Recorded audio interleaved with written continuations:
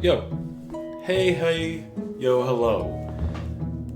Here's hoping that today is the day where my stream does not crash on me halfway through, because I am tired of that. Like today, I was uploading my videos up to YouTube for VOD purposes, and like the last three streams have been cut in half, so I basically like doubled the amount of uploads that I had to do.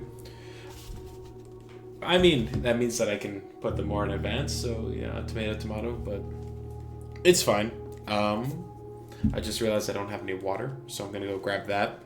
And then we can talk about what to do with blueprints. Uno momento, por favor.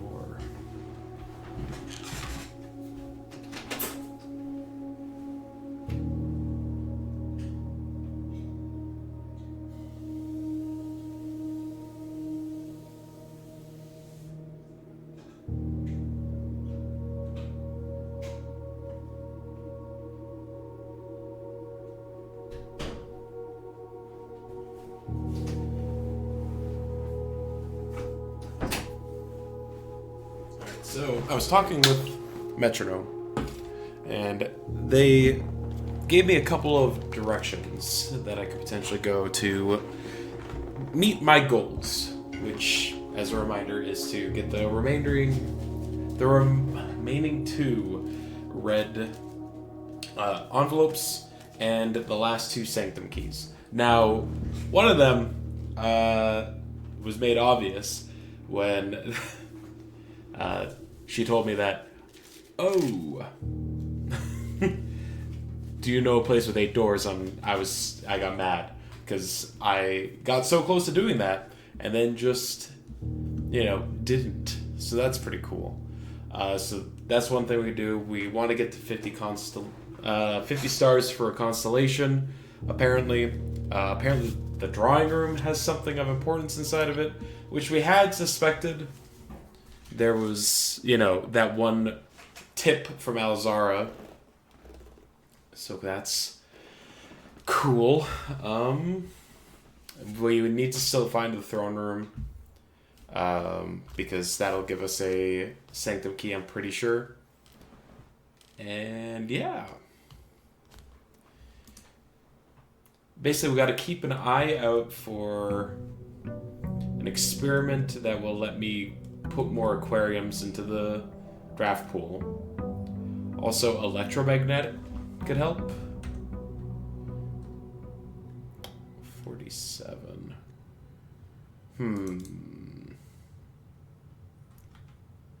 Blessing of the Bear Dog. Did I not...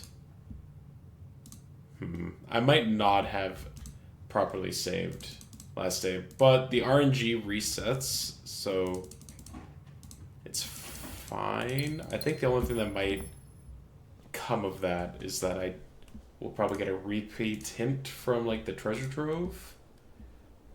Not thrilled about that, but that's okay.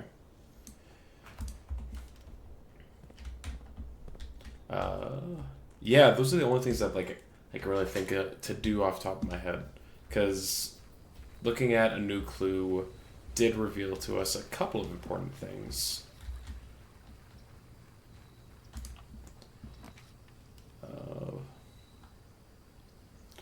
Do I want a tool shed to start the day? I honestly want the shelter so that I can grab my... Is it the shelter? No. Oh, right. This could be a random room.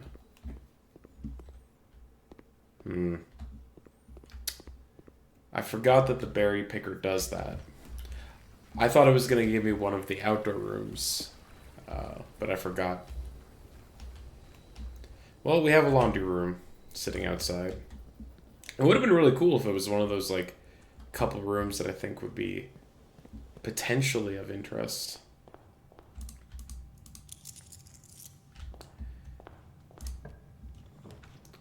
Let's see. Dark room. Take the dark room right away. Sure. What's the worst that can happen? We'll gamble a little bit. This one. There you go. We got a library. I probably would have taken that anyway. Oh, we got a new book. That's right. The Curse of Blackbridge by Redford Ooling. Ooh. The legend of Blackbridge is one that's well known to the people of the Grand Realm. For versions of this tale have been passed down from generation to generation. With each new telling, the story has changed, becoming over the years more colorful, more verbose, and as one might expect, increasingly horrifying. However, with so many renditions and unique... Oh, those magnifying glasses in the way. And unique personal touches, the task of confining and binding this tale to text seemed an ambitious and impossible challenge. Over the course of my research, I have heard dozens of variations of the legend, and while the details would often change, I was surprised how much of the story's heart remained the same. Yet, the more I listened, the clearer it became that there could never be a definitive version of this tale capable of capturing all the wonder and myth of Blackbridge. In the end, I chose to write down what felt most authentic, the story my grandmother told me as a boy long ago. The Berry Picker from Oris. Oh, the origins. Many years ago, before peace had become a familiar word, there lived a group of rogues so wayward that the locals deemed it appropriate to call their number the Unholy Hounds. They were feral outlaws composed of society's worst in a time when society was at its worst, and for each crime that fearful travelers credited to the group, a dozen more lay unclaimed, each worse than the last. For the gentry, however, who often value their coffers more than their companions, no crime could measure more wicked than the group's primary enterprise, high road robbery. One such member of this so-called band of rogues was a boy of 13 years, Jesper, who had not been lucky in life, having lost 2 brothers to war and parents to famine. In the years of hunger that followed, Jesper lived in a gutter behind a churchyard, relying on the nourishment of scurrying bugs and weeds harvested from the cracks of the alleyway to sustain his pitiful existence. It is not surprising that a child aiming to escape such hardships would take an easy road out, an easy and well-traveled road, paved with temptations, leading out of the city and into the gentry lands, where loose purse strings entwine with the strands of salvation and glisten equally with the hope of opportunity. It was this road that eventually led Jesper to the end of his youth, a hidden cave at the bottom of Blackbridge Canyon. It was here that he met his surrogate family and savior, the notorious gang of godless outlaws known as the Unholy Hounds. Despite the hardened circumstances that had led him to the vocation of banditry, Jesper was surprisingly tender-hearted and was often teased by the group for being too kind for such an ignoble life. For this reason, Jesper was assigned the innocent role of berry picker. It was not just innocence that set berry picking apart from the gang's more wicked undertakings, for it was the only duty performed without the safety of night's concealment. Jesper, no stranger to solitude, did not protest that he alone worked while the others slept soundly, tucked away in the cave at the bottom of Blackbridge Canyon.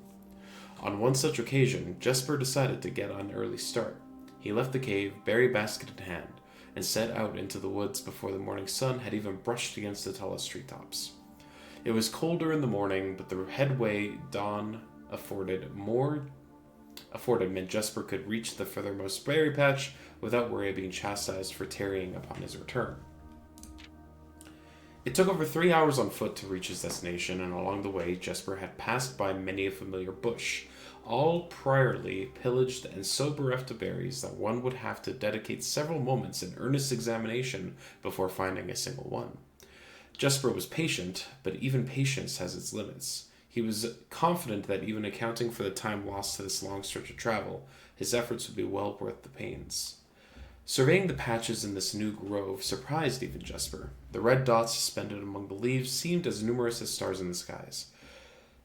Upon seeing such a boundless sight, he clutched his berry basket tightly and nearly toppled over out of joy.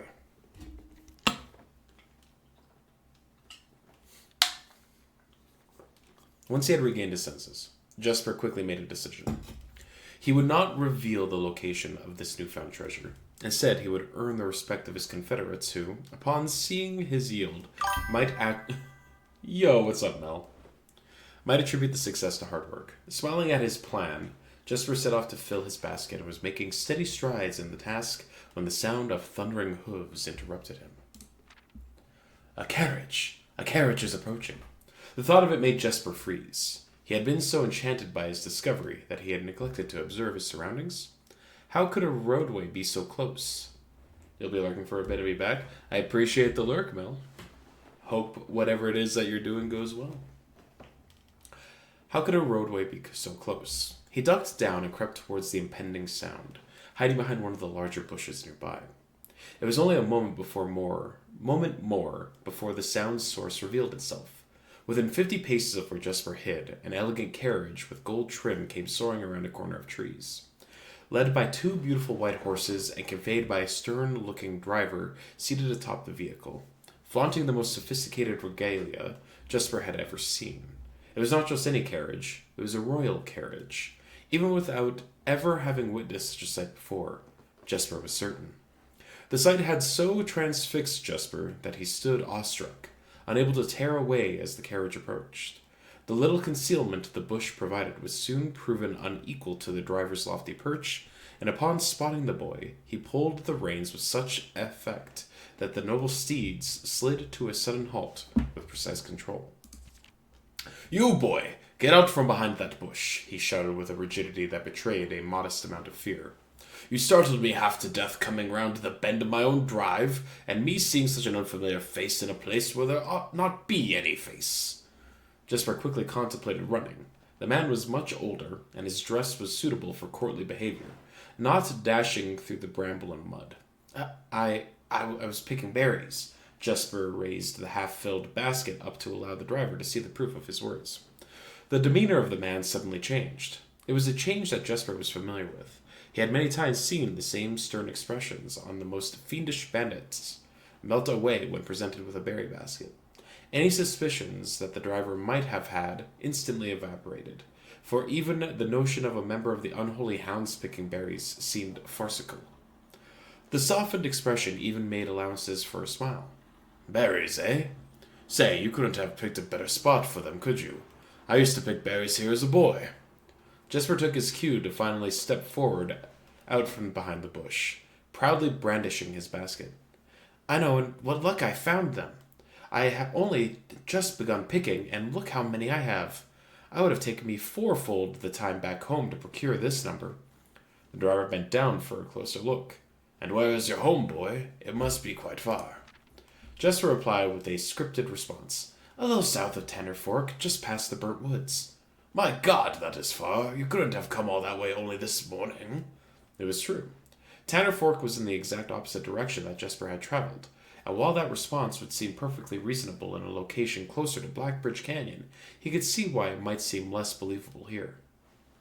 "Sir, I have traveled much farther for much less profit. I dare say there is no distance yet made by man that would not be worth undertaking for a prize such as these. Surely you have tasted them for yourself." Jesper felt happier with this response as it seemed to amplify the man's smile. "In my youth often, but perhaps I took it for granted because I never had to travel very far. And even then, my father would always drive us here in our carriage, so I'm ashamed I never had to walk such a stretch to earn an equal reward." It was Jesper's time to smile. "Then let my efforts reward us both today." He raised the basket even higher. "A taste in memory of your youth, sir." The driver chuckled and removed one glove, bending over the seat to reach down to the basket. And at the moment his fingers touched the first berry, the dagger in turn met his throat, cutting through a superficial layer of skin and drawing blood. Jesper caught the man's startled eyes. "And for that taste, I will have your purse, sir, in memory of my youth." The driver's arm had gone stiff, his chin raised and trembling, more frightened than he had ever been before. Whether unable or incapable of speaking, he did not respond to the boy. Perhaps he did not think his jaw could afford to be engaged at this particular time. Jesper let the basket drop, freeing his other hand to probe the man's pockets. "Do not mistake me, sir. I will not kill you if you give me no cause. Though I will admit, the thought of taking your carriage and leaving you the indignity of walking appeals to me." Unable to find a purse in the man's coat, Jesper pivoted to search the seat under him. "Why have you no purse upon your person?" The driver slowly raised his hand cautiously, pointing towards the carriage door behind him. Jesper lowered the knife's edge a small degree to allow the man to speak, which he did in turn softly. There's a lockbox in the carriage. Well, come down then and grant me the courtesy of sparing your life and binding your hands, a concession I assure you of my tender heart, for it would be much easier to slit your throat. The man started to comply, slowly lowering himself from the driver's seat of the carriage. Once down, Jesper guided him away from the carriage to a nearby tree, where he instructed him to get on his knees and put his hands behind his back. Excusing his inexperience, the man indulged Jesper while he figured out how to adequately bind him.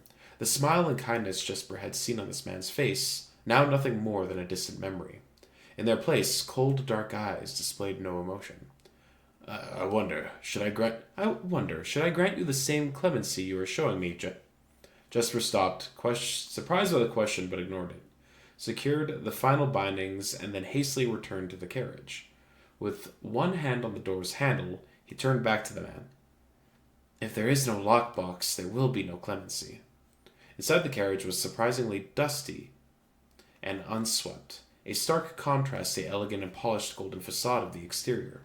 It had apparently been many years since a passenger had enjoyed passage in this vehicle.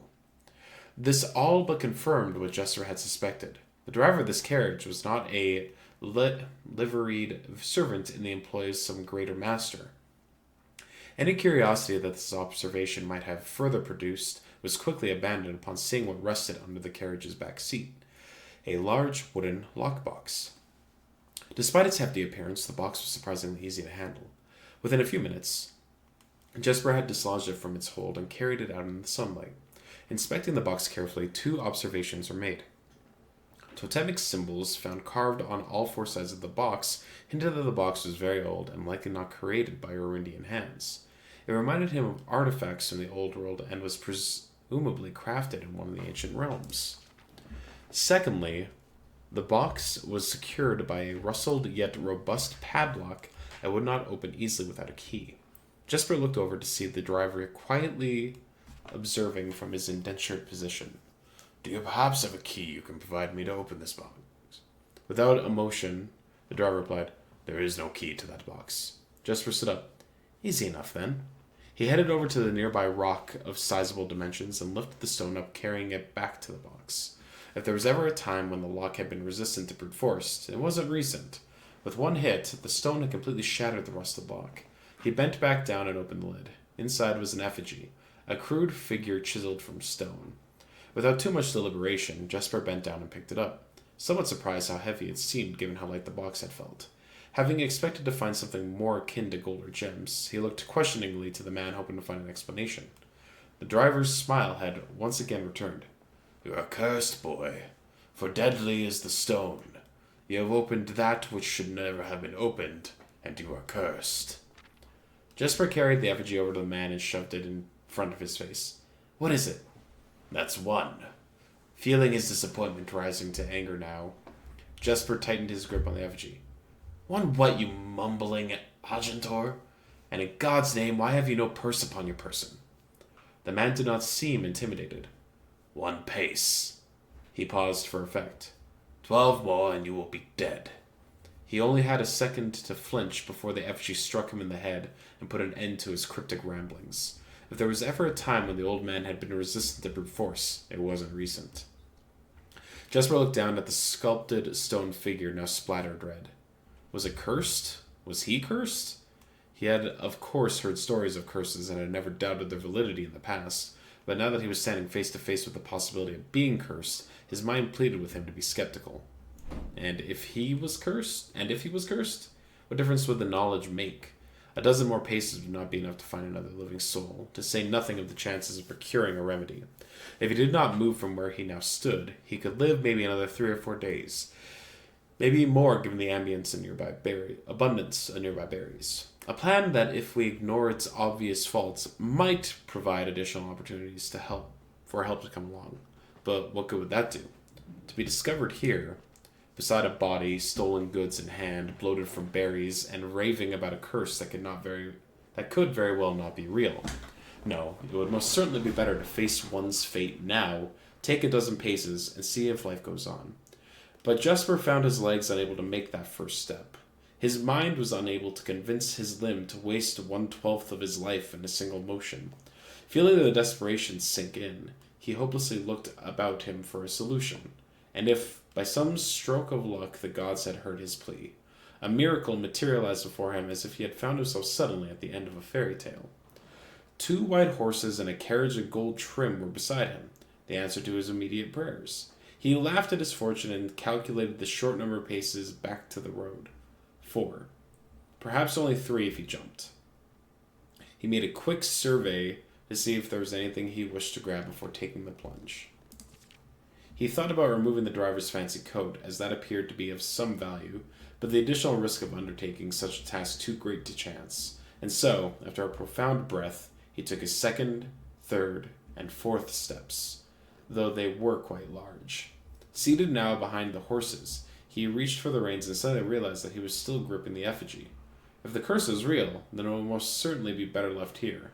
If, on the other hand, the story was fictitious, there might be some appraisal that could be made of the figure. It was, after all, found within a lockbox, whose typical function oft secures objects of value. Having witnessed firsthand the horrors of destitution, Jester found his mind equally reluctant to allow his hand to let go. If it's cursed, I die. If not today, then tomorrow. And if I die, what care have I? And with the statement said aloud, to the horses seemingly, Jester took up the reins with confidence. Part 2, Below the Black Bridge. Oh my... How... Okay. I was like, how long is this? Miller awoke to some light nudging from a familiar foot. Only one person would have the cheek to awaken her in such ill-mannered fashion. Shaking the sleep from her eyes, she glared at him in the darkness, but did not say a word. He nudged her again, teasingly, then stepped back into the dim. After taking a moment for her eyes to adjust to the darkness of the cave, Miller remembered. She was on 3rd watch today. Quietly collecting her things and wits, Miller turned as she left, waving to her young friend, who was more than likely already asleep. She crept through the cavern's main passage, careful to not wake the sleeping bandits around her. Like a hero in a book, she often mused. Quietly, she grabbed a bow from the haphazardly formed pile of weapons, shaking the accompanying quiver in the darkness to assess how many arrows it had. She then walked to the sun-drenched mouth of the cavern, ready to start her shift. Above her is one of the few trees found in the canyon. Miller could see that Ravia was already posted. She waved, and Ravia waved back. Calling out to each other was strictly forbidden. Anything louder than a gesture in the canyons was forbidden. When Miller reached the tree, Ravia lowered a braided rope and pointed to the ground behind her. Miller turned, following the finger, and saw a pail of water resting behind a nearby log. She turned back to Ravia, nodded, and secured the pail to the rope. The pail went up first, and in turn, Miller followed. Ravia reached around to grab the water. Miller leaned back to give her space. There was not much room for maneuvering in this tree post, a necessary concession for the concealment the outpost demanded. Ravia tilted the pail up to her mouth dramatically, illustrating how thirsty she had been. Miller laughed silently as water poured out, splashing onto Ravia's face. It was a bit too daring and noisy of a joke, and had the others been around, they would have certainly been scolded for the unwarranted sound. But Miller appreciated the efforts Ravia took to verbalize the silence of the morning. They had been on a 3rd watch together for over a month, and during that speechless time, their friendship had grown into something special. Affection was unsurprisingly scarce among the unholy hounds. She had felt camaraderie before, of course, but intimacy? Never. From their elevated vantage, the girls could see both the concealed entrance of the cavern as well as a clear view of the bridge that spanned across the canyon. Black Bridge was the link between the Gentry lands and the northern mountains, the overpass that connected Orris and Reddington. To the city-faring travelers of the realm, the bridge was an unavoidable crossing. In the day, the task was to ensure that travelers passed by without stopping. At night, the task was to ensure that they do. Like most of her band, Miller preferred the night. The biting glare of the sun might be tolerable to farmhands and bricklayers, but to a cavern-housed bandit, it was a source of constant annoyance. In the day, there was no shroud to conceal her expressions, nor to hide her thoughts. She felt exposed. Ravia touched her elbow and pointed up. Miller, striving to suppress a budding smile, suddenly shook her head in response. There were many signs of the unholy hounds used in lieu of words, but the two of them had developed an extended vocabulary. Gestures quietly forged in the shared solitude of their month among the branches. She watched as Ravia shifted, placing her palms flat on the floorboards beneath them. Miller knew what she was trying to say, but shook her head a second time. It was often more fun to pretend not to understand. Ravia rolled her eyes and turned away, looking back to the canyon. Squinting through the leaves, the two girls held still, watching and listening. It was not long until Miller, too, heard the sounds of approach. Ravia held up two bent fingers, and a few moments later 2 men emerged from the bridge's southern end.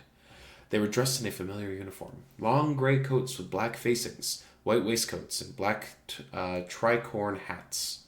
They belonged to the local patrol, the Blackguard. Although not an everyday occurrence, their presence at Blackbridge was an unusual sight. It typically indicated an important traveler's impending passage across the bridge, information that the girls would promptly relay to their leaders as soon as the coast was clear. But this report, while exciting, was rarely acted upon. In Miller's 5 years in the Unholy Hounds, she had never once seen a carriage taken in open daylight when the Blackguard was nearby.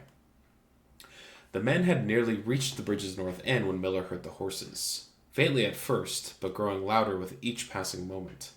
Ravia's eyes met Miller's, the same concern mirrored in each other's expression. This did not sound like the typical carriage, cautiously approaching the bridge to cross. Instead of the familiar crunch of the high road's gravel, they heard the harsh clattering of hoofbeats against stone. Both girls quickly redirected their attention downwards, looking through the foliage. The sounds were not coming from the high road, but from the canyon itself. The horses were coming from below the bridge. In an instant, Miller had knocked an arrow and drawn her bow. Go! Ravia was gone before the whisper had even left Miller's mouth. The young scout was already sliding down the bank below, racing toward the cave. There was no road that ran beyond the canyon. There was no reason for numerous horses to be approaching their cave. There was only one reasonable conclusion, and both girls had reached it instantly. The base had been compromised. This was a Blackguard attack.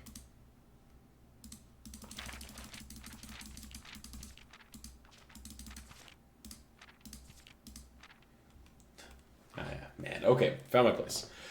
The moment the horses came into view, Miller let loose her first arrow. She was surprised to see a carriage. She had expected cavalry. Before she had even finished processing that thought, her second arrow was in the air. Without a trail, it would be unthinkable for a carriage to traverse such rough terrain, yet she watched as the wheels jolted over the rocky riverbed. A third arrow was now in flight, and there would be no need for a fourth. The driver slumped over just moments before the vehicle dipped into a small ditch, slamming into an embankment. The force of this sudden halt immediately shattered the front 2 wheels and catapulted the driver from his seat. Utterly confused now, Miller quickly glanced over his shoulder to see if any horses were also approaching from the rear. Down in the canyon, the entire horde of the Unholy Hounds came spilling forth from the earth as if hell itself had suddenly sprung open. The group seemed even more bewildered than Miller, half asleep and tripping over one another in a desperate attempt to engage an unseen enemy in combat. Miller could see Ravia among these numbers, the only one looking up at her. Her expression was chilling. There would be no need for a silent gesture to convey what they were both now realized. They had made a mistake. The gang's chieftain, Joffrey Heartslasher, led the others, cautiously approaching the crashed carriage like a suspicious fox would near a baited trap.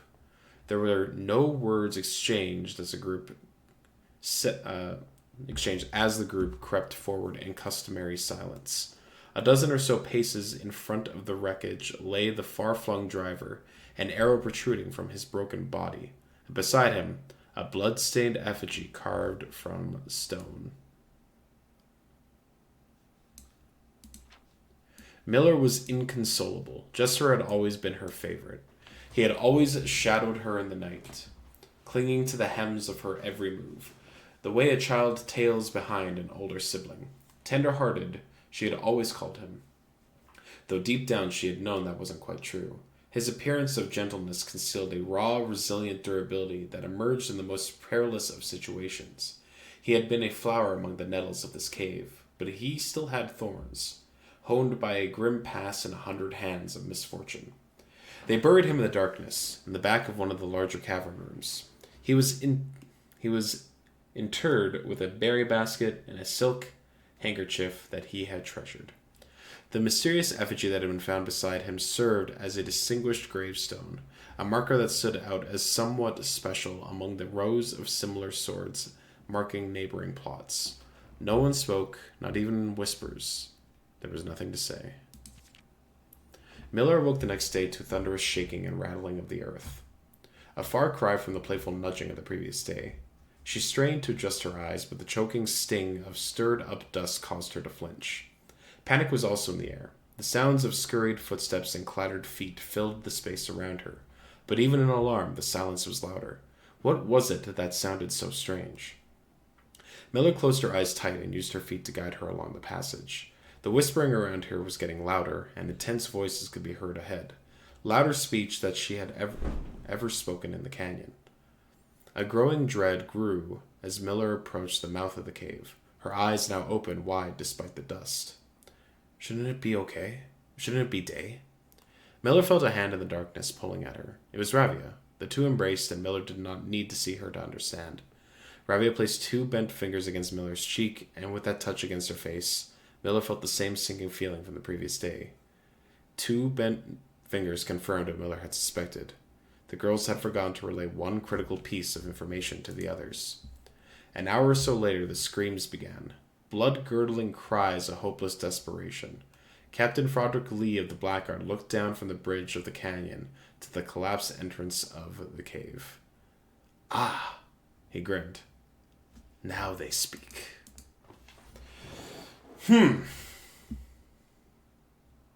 Okay.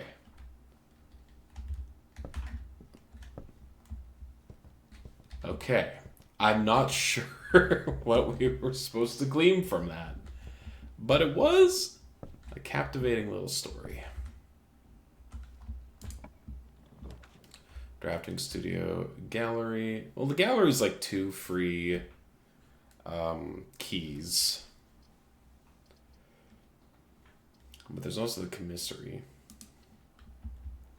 I have a lot of money, so yoink, yoink, yoink. Great. Oh, I have a lockpick too.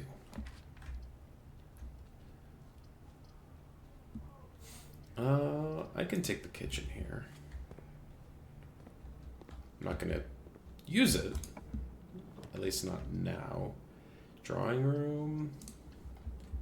Okay. Apparently, something of interest here in the drawing room.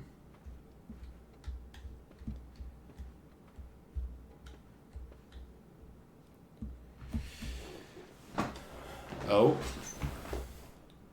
Well, would you look at the candlestick behind him? Oh my god. There's a safe.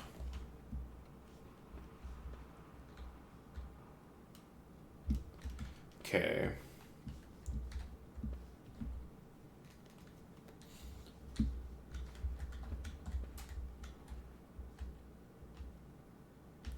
Now, the question. What date?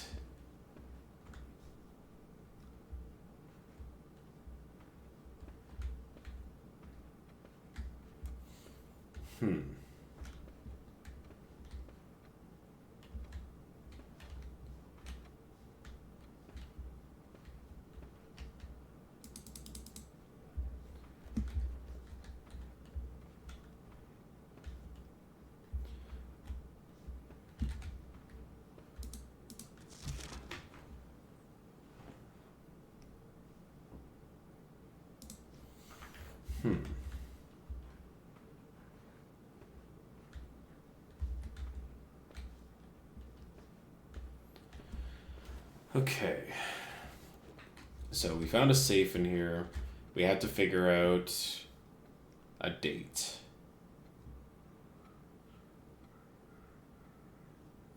I assume it has something to do with these paintings on the wall. presumably. Or it could have to do with like the date that this was drawn. But as we've learned from the other safes, the dates are concealed. You can find the dates inside of the rooms, right?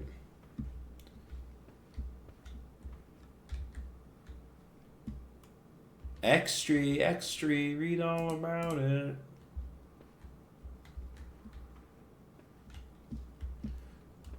My mind was like, well, maybe you can see a date on the newspaper in his hand.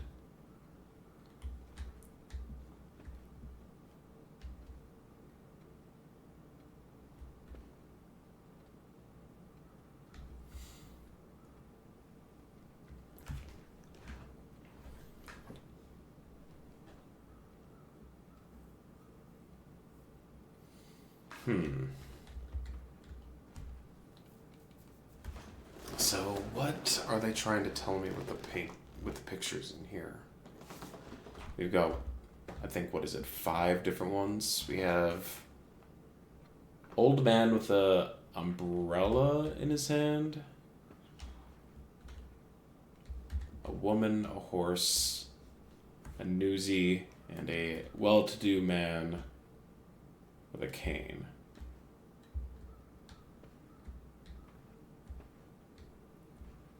These ones take small steps. I don't know if we're supposed to like arrange them based on the size of their stride.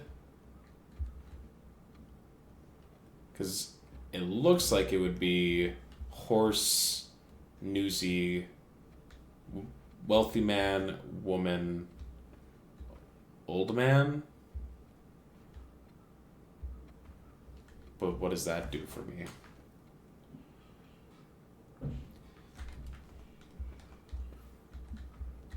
How does one glean a date from that? Like I could count them. But what would that do?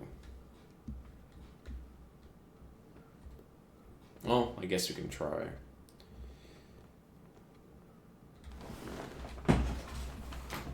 And then try and order them from longest stride to shortest stride.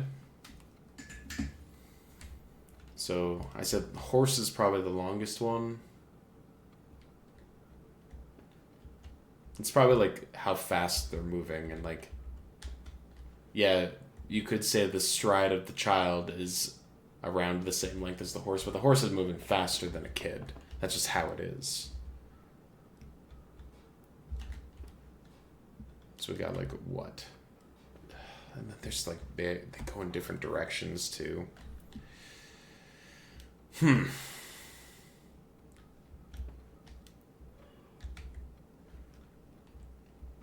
we got 1, 2, 3, 4, 5, 6 horses.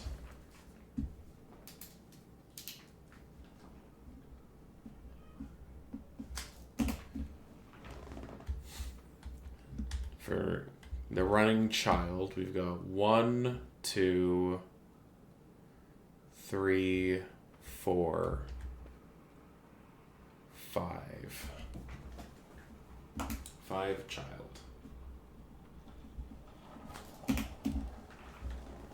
For the wealthy man, we've got 1, 2, 3, 4, 5, 6, 7, 8, 9, 10, 11, 11.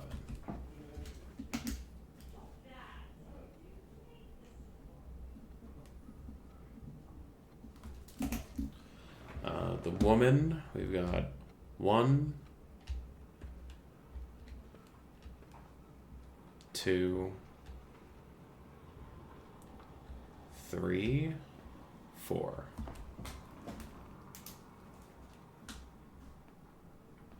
And then for the old man, got 1, 2, 3, 4, 5.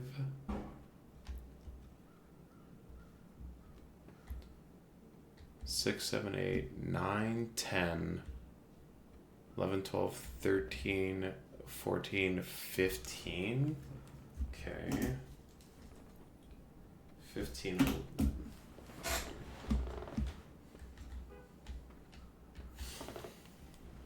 So, what can we try and glean from that?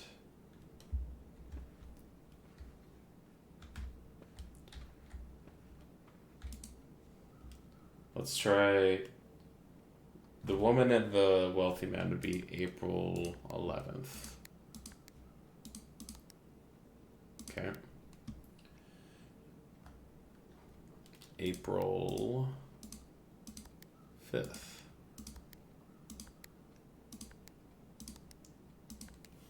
April 6th. April 15th. Okay.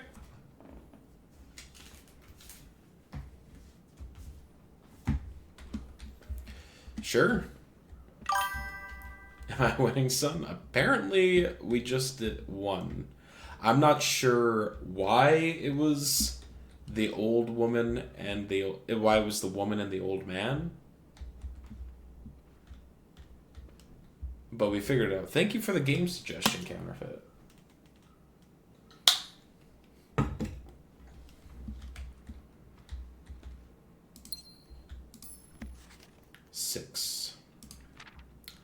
April 15th.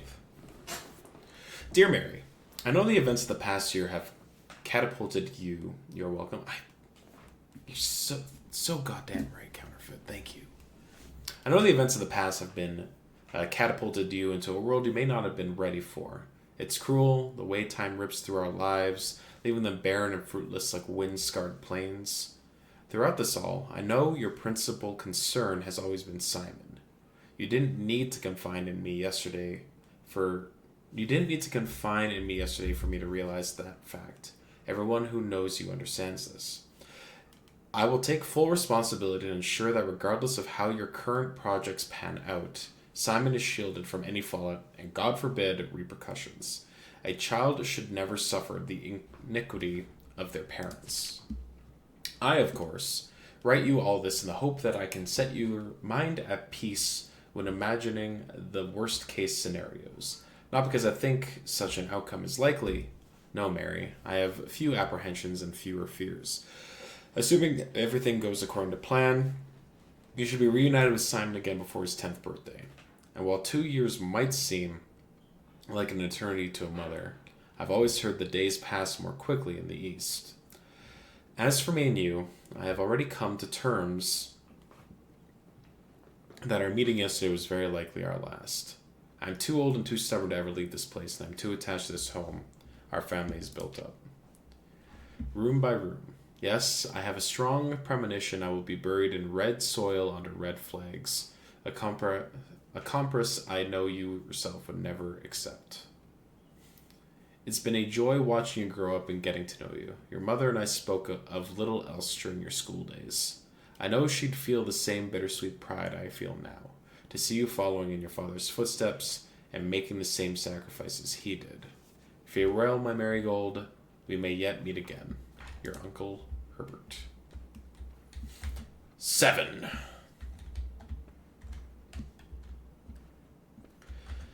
All right. Off to a good start. Sure, I'll take the parlor.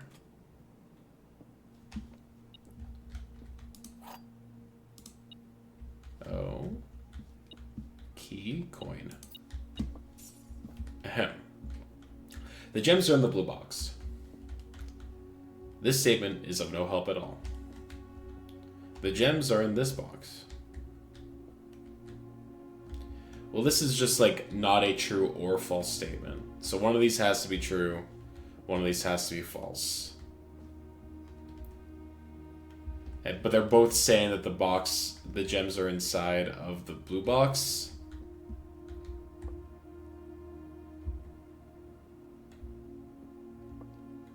The gems are in the blue box. The gems are in this box.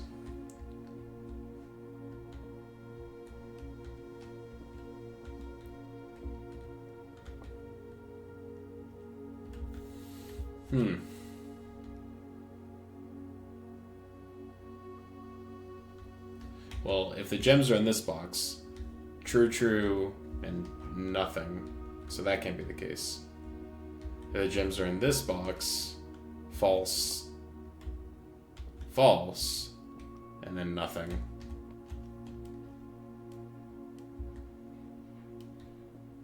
Basically, these will always be the same.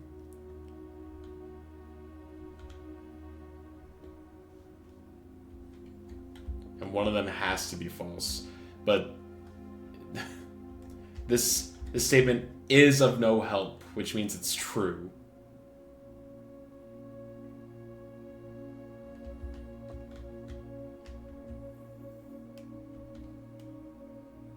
But if I gleam that, then it is of help, and that makes it false. You see the problem that I'm having here, right?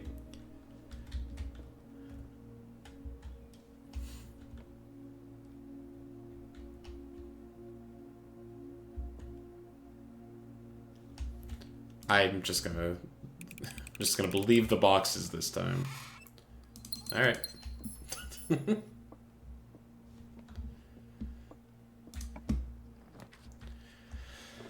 Garage.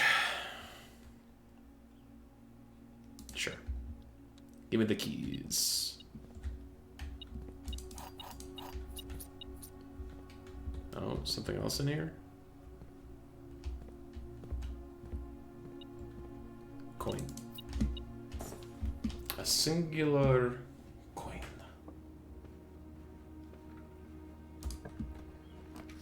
Breakfast nook. Hallway dorm. I guess I'll take the nook, because that'll let me continue upward. Iggy. Coat check. Bedroom. Office. Sure. Take the office so that we can do the experiment. Run payroll. Spread gold. Log into network.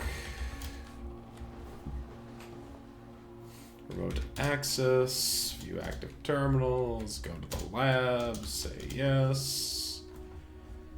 If we can somehow get another experiment that adds a bunch of aquariums, that can be the key to success. Well, there it is. Whenever you draft a hallway from a hallway, add 3 aquariums to the draft pool.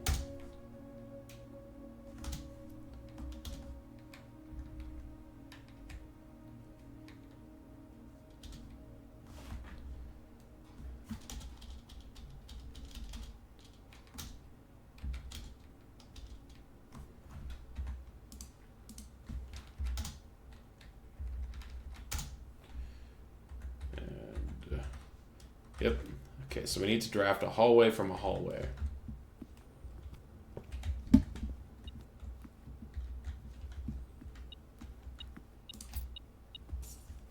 Also...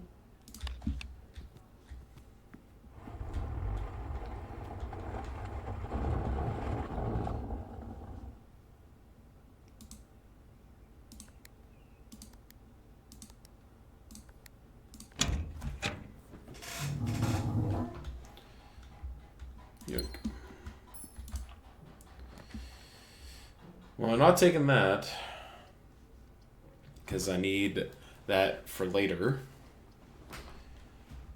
So, I guess we're taking a storeroom. Hey, the broken lever.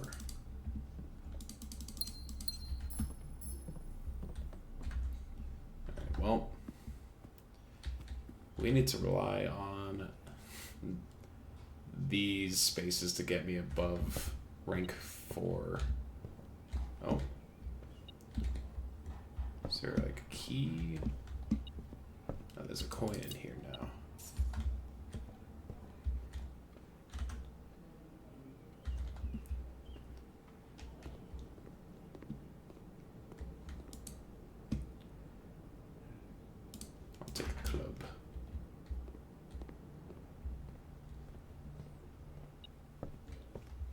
Money.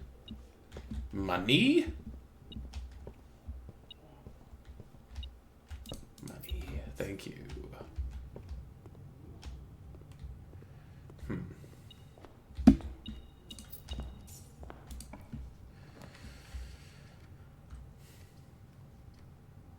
There's security. Sure. Workshop. For the sledgehammer. Let's see, the compass. I think it's like the compass in the metal detector. Conservatory, yep.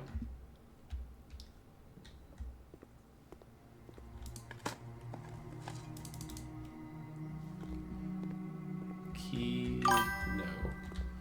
Playing a fast deck, which means I have time between rounds. How it goes? I found and opened the safe inside of the drawing room.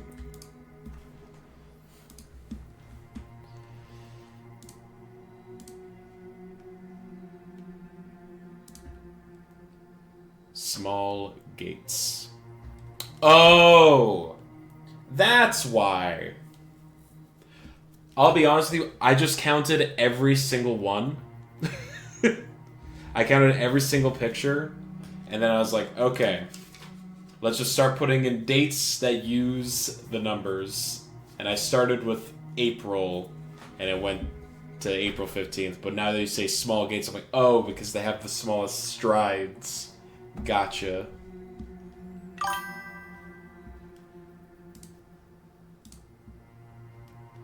Well, I assume it had something... I was like, the only thing that I could use inside of this room to help me figure out a date would be the pictures.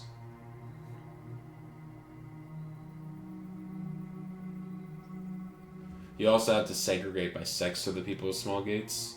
4 and 15, respectively. Do you have to segregate them? I just thought it would be like they have the smaller strides and there isn't a 15th month. So 415 is the only way you could put it.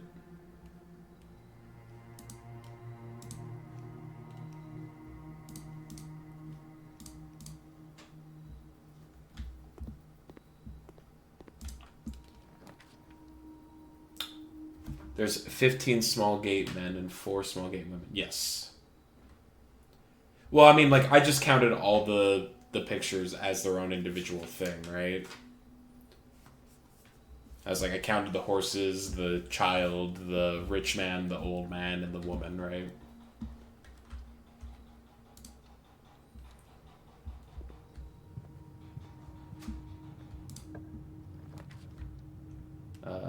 Yes. All the save dates can enter with dates. Oh, they can go date, month, or month date. That's good. I also got another chance at the Mechanarium, because my experiment today is whenever you draft a hallway from a hallway, you get to add 3 aquariums to the draft pool.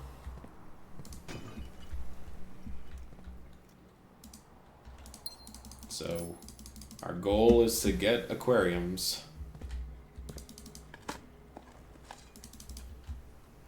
Let's see, we got workshop, security. So we have 2 already. I should probably... Oh, why didn't I go from here? I should adjust my security settings. Actually, never mind. I have... Yeah. I was going to say I need to lower them, but I just picked up the key card, so...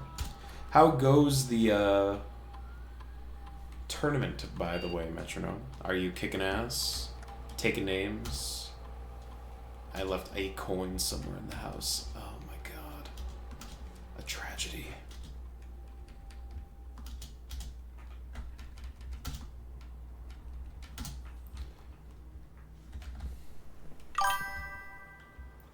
You're 2-1 with 2 rounds to go before you top 8. Okay, 4-1 is the cutoff for top 8. That sounds about right. .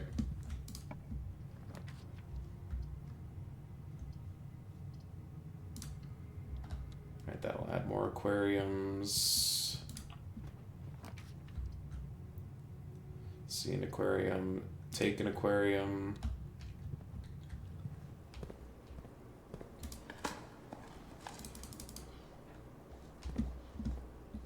Though we have enough attached to hallways at this point.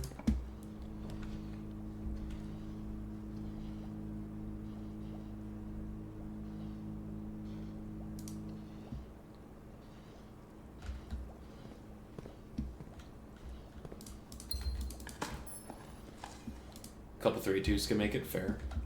What deck you playing? I haven't really stayed that caught up on the meta for Flesh and Blood. I'm gonna avoid taking the aquarium here because I don't want to add too many aquariums to the draft pool.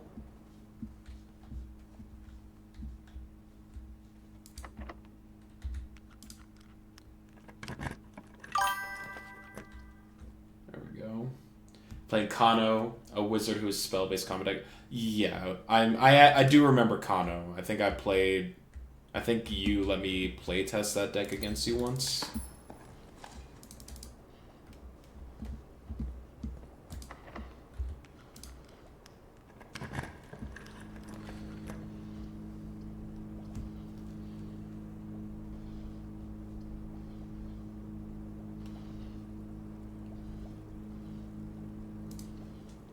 Take the chapel.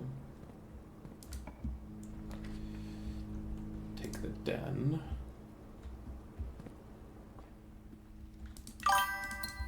The current version is really dumb and kind of just draw dependent, assuming you have the floor of understanding on how to sequence. Right, so like, because you're playing a combo deck, if you like do the thing, the game basically ends pretty quickly. Is that a fair understanding? Oh. I'll take a berry. Okay. I'll take a foyer.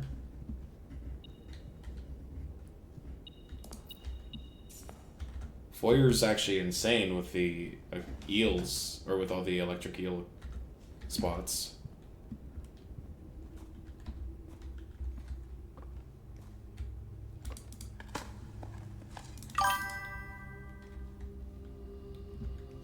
Yeah, or you die.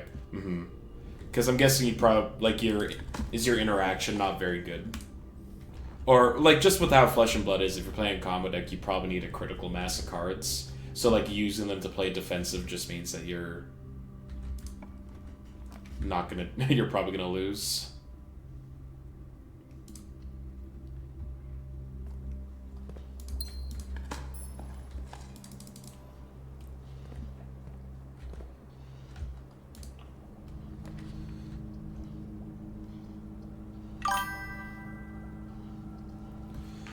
One, two, three, 4, 5, 6.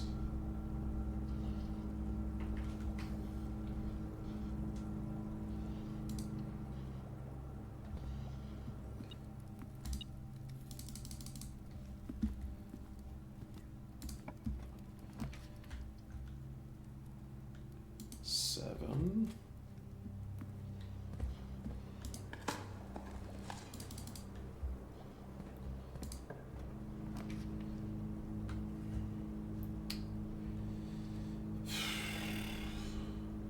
Alright, that's 8. The problem is that now I've got a ton of aquariums.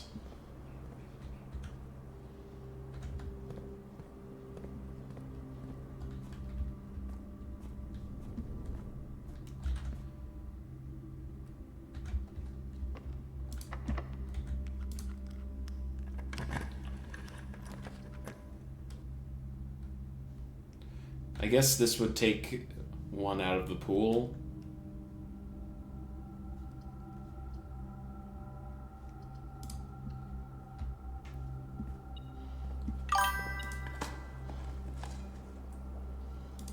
No.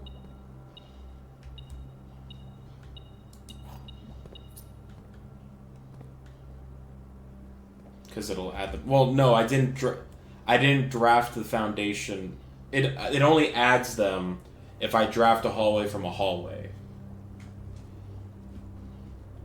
I drafted this one from the foundation, so we should be fine.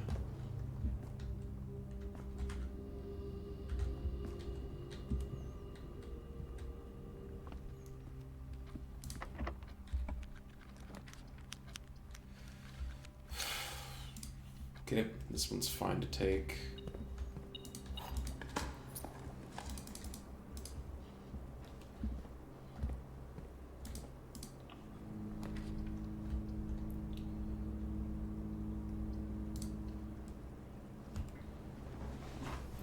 Yo, what's up, Lolo? House looking a little fishy. Oh! Oh! Oh! Oh! Oh! Oh! Oh. Delightful, Lolo. How you doing? Treasure trove, yeah. See, treasure trove, take a treasure trove. Okay, we got a blue chest with a pink boxes marked with a moon or contain false statements. Well, we don't know that for sure. Snipping tool, please.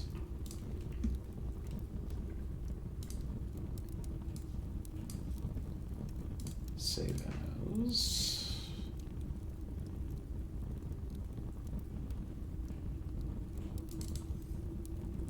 This is chest number 9. It is a blue chest with a moon sigil. Do I have anything that talks about black chest? Boxes marked with the moon are always false. Always getting no. We know that's can't be true because that message was inside of a box that had a fake message. Money. One of these times, the lock will work.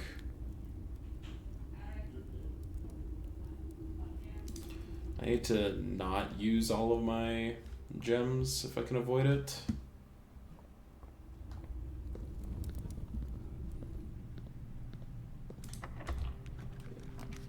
Vault. Furnace corridor.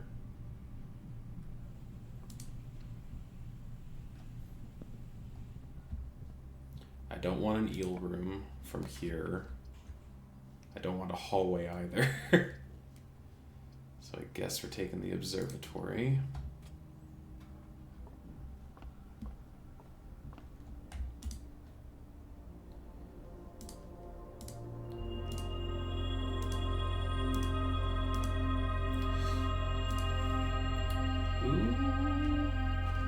We're at 48.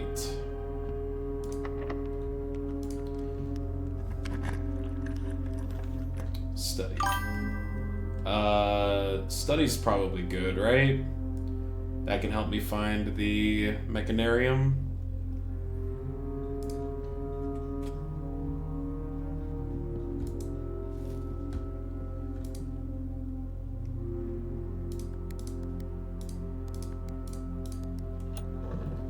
Round 4, BRB. Go kick ass, metronome. Woo! Okay. Well.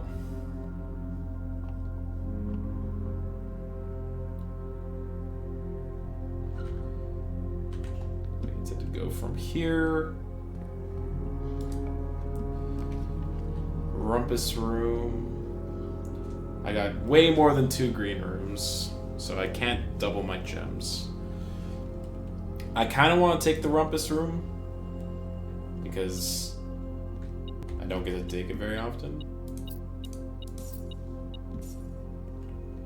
I want want to see what Alzara has to say to me.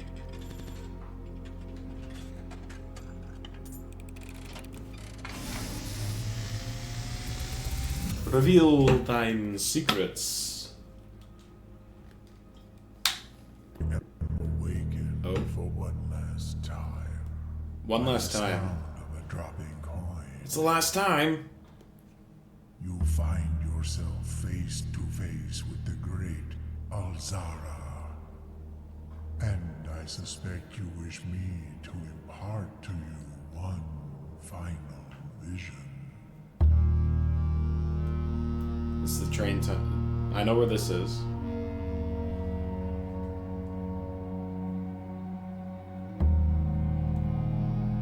Oh?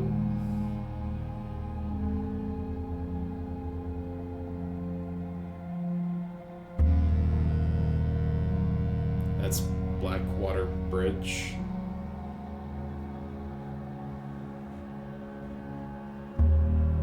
In the dim, I see cavern walls of stone.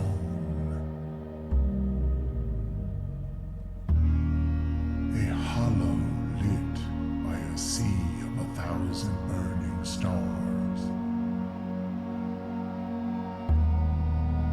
I see a treasure buried beneath the cliff rocks. A black mirror hidden among the memories of the falling sands.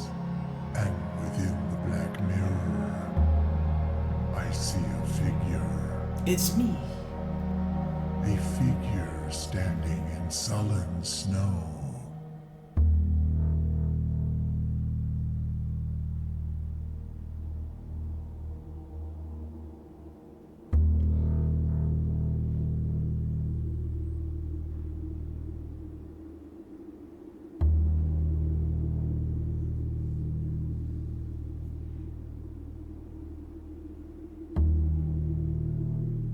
All of what I have told you, my young Baron, I wish you to now know.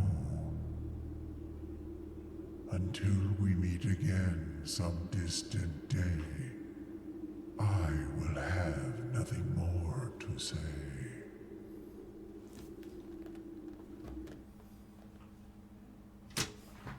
So cool. So freaking cool. What it could mean? I don't know. But it's so freaking cool. Okay, we're going.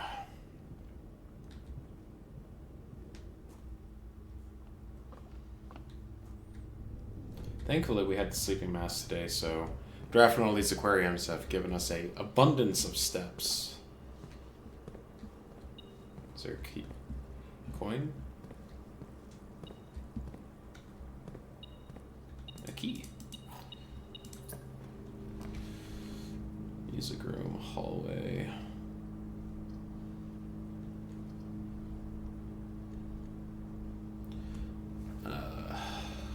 Redraw. Armory? Yeah, I guess. A new axe.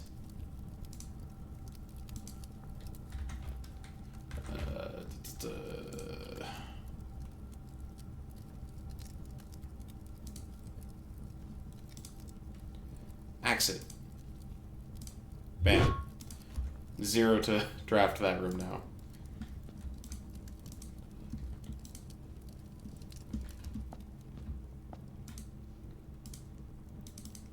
Don't have to worry about gem costs with the throne.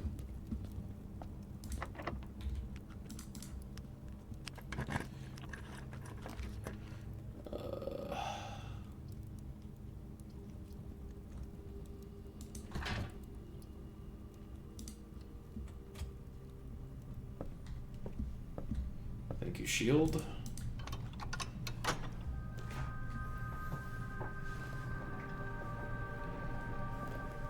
I don't think I can actually get to that door. Yeah, no, it's blocked off. That's fine.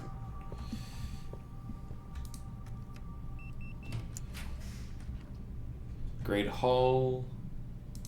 Yep, we have the foyer.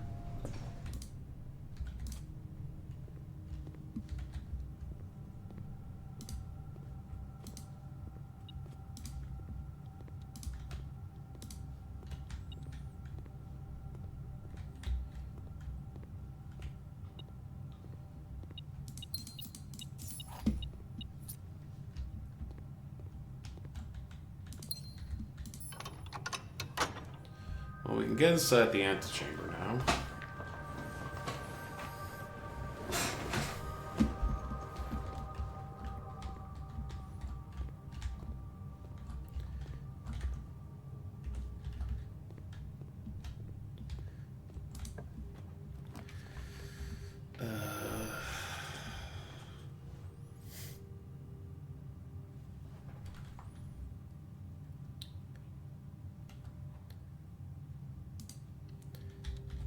Take this, because it might make it more likely to get the Mechanarium.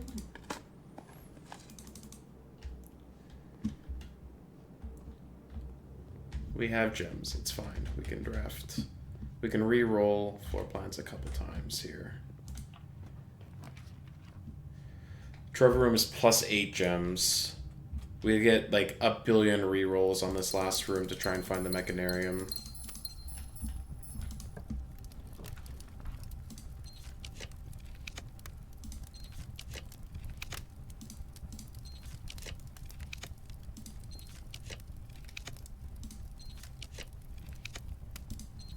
Come on. Come on.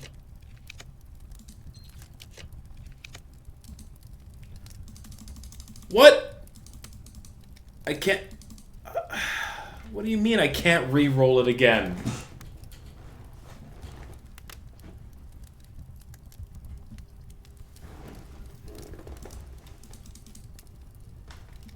Are you kidding me? Mechanarium? Wildcard?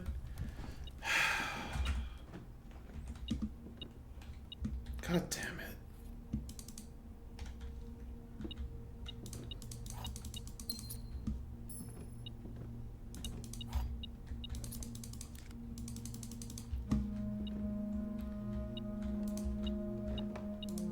Man, so frustrating.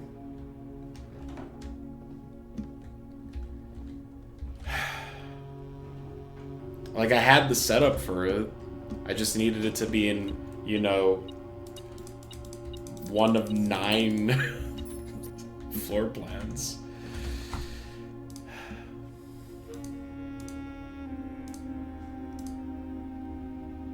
It's also... oh, it's standard difficulty. I screwed myself over.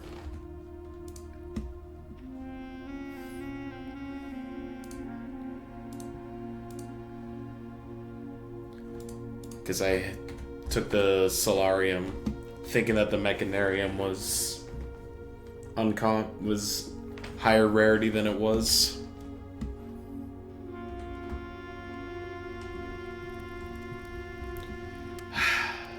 Brutal.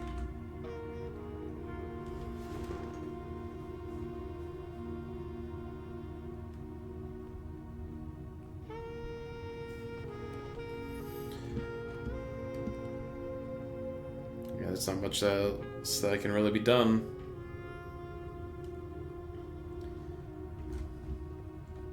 Oh, I have the Morning Star raid, so I get an extra star tonight, which will put me to 49.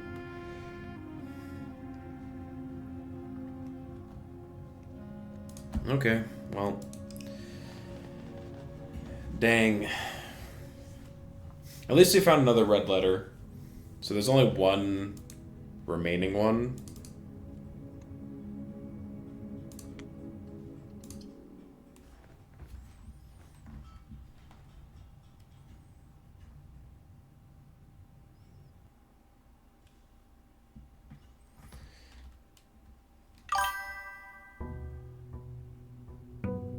The next draft of Missouri is 50 stars then? Yes.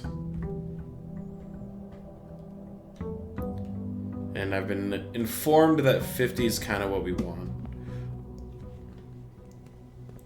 There's a part of me... Oh, I should take the money before going over there. We learned that there were people that were hiding out inside of the school room. Like out here. So there might also be some kind of clue in there. But I don't really want to draft the schoolroom. I'm going to take the shelter. Because it can give us another chance to run an experiment early.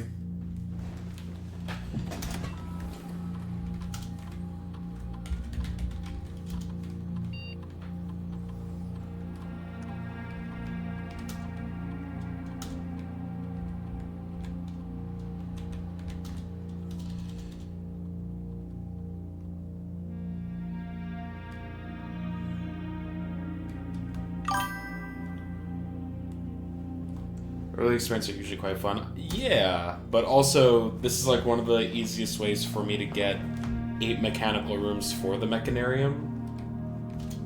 Because if we can like add more aquariums to the pool,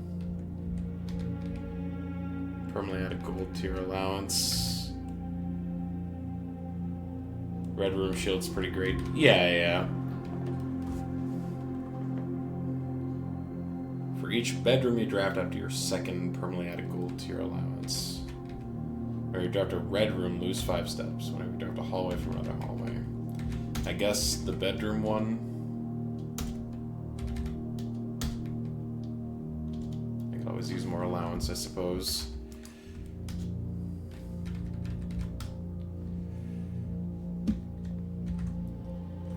How many mechanical rooms are there even in the game?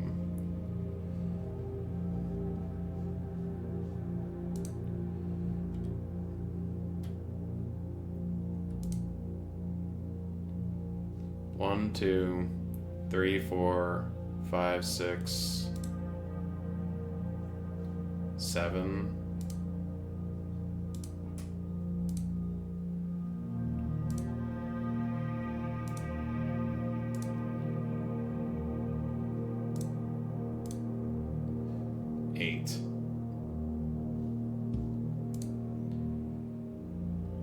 You basically need to put electric eel on aquarium or you're not even really able to do this, huh?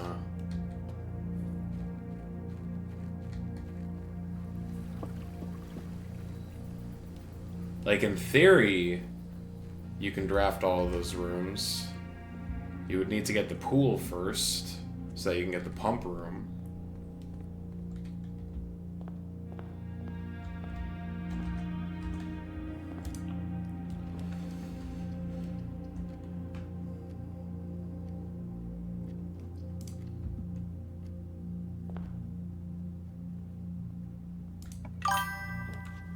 Well...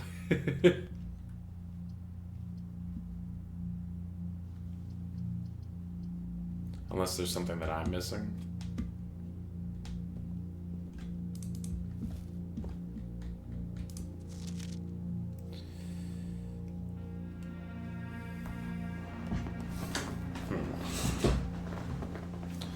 I guess we'll take out a new clue again. It's a rough room to get going, right? Well, I've gotten it to 7 before, and then if I had picked it up yesterday, I would have got it. I think you just need to have one of those experiments that just gives you a bunch of extra aquariums.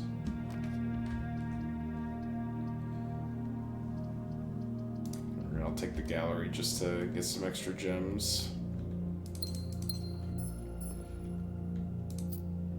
I don't need the key. Security? Sure.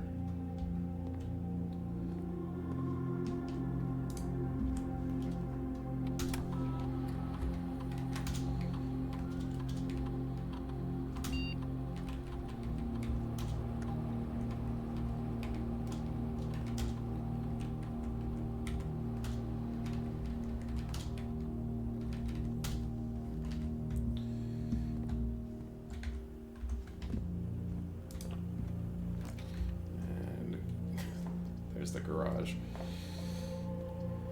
And we need the utility. Guess we'll take the utility closet.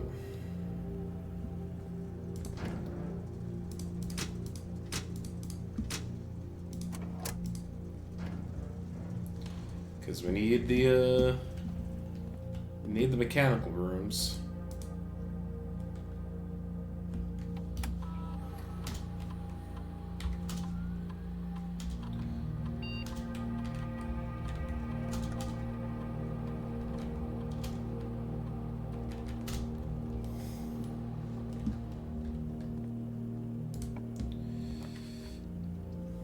I'll take the weight room because I am sheltered from it.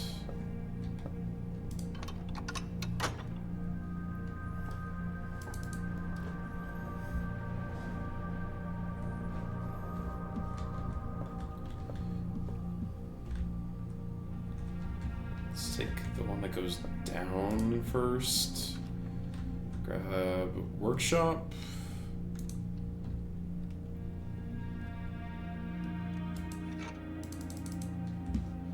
Sledgehammer, you'll love to see it. So we need compass and metal detector.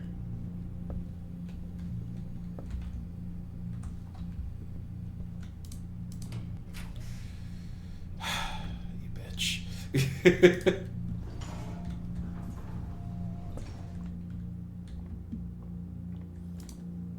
18.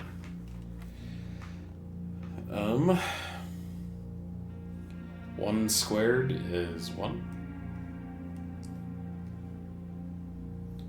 Plus 3 is 4. Squared is 16. Minus 14 is 2. 4, -1 times 1 squared makes it -1. Squared makes it 1. Plus 4 makes 5.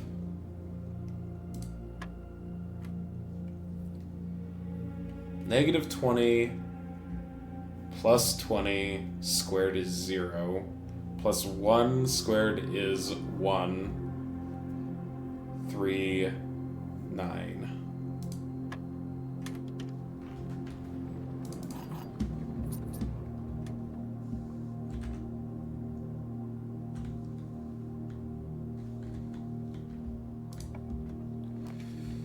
Office boudoir for some dice. Sure.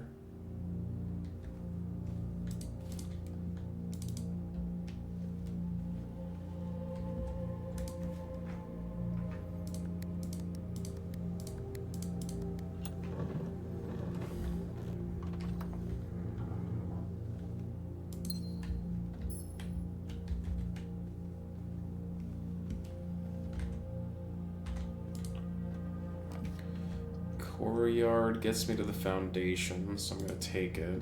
Also, there's likely an item in here. Yep.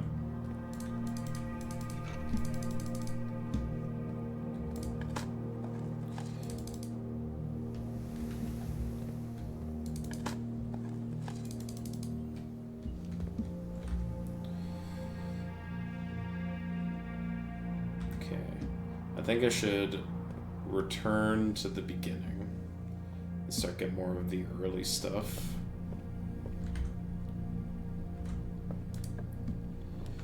There's the lab, which we're gonna take. Any item? Nope. Lab, workshop, security, utility closet is 4.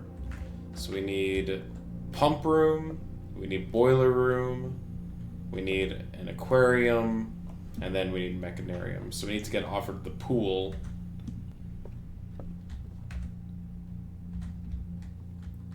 Oh, this is a dead end. God bless.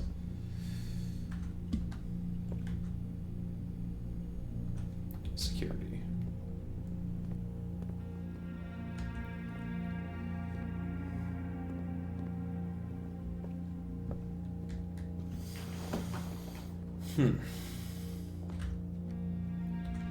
Let's take this way.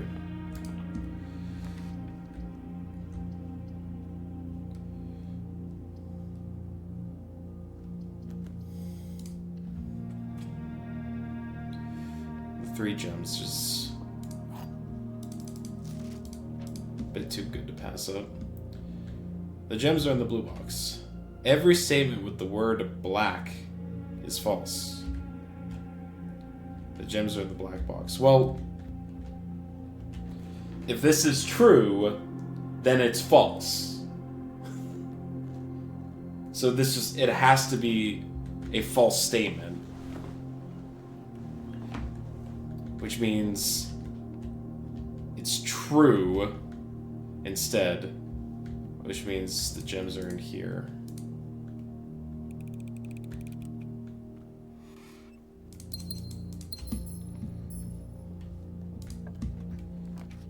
There's the eel.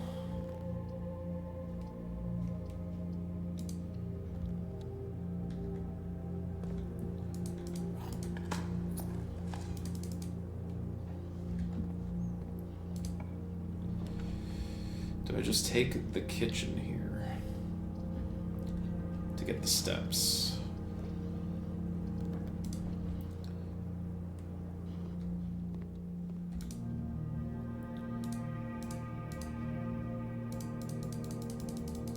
Glazed salmon. Well, we have aquarium, so it'll be very tasty. I took the long way around for no reason.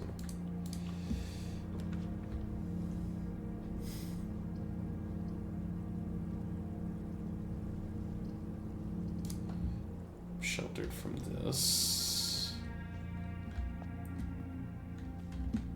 Any gems? Anything? No.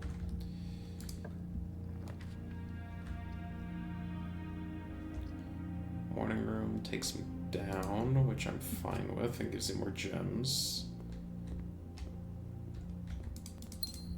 Maybe salt? Oh, no, rabbit key though. Or rabbit foot. Observatory. Or quest bedroom. I think we're gonna take the observatory because we want it.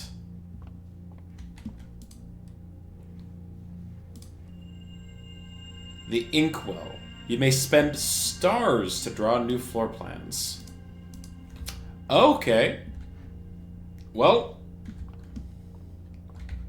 that should make it pretty easy to get the stuff that I want, right?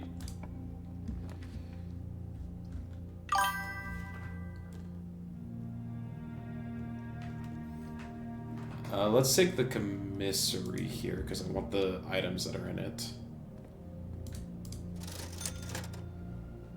No actual items, huh?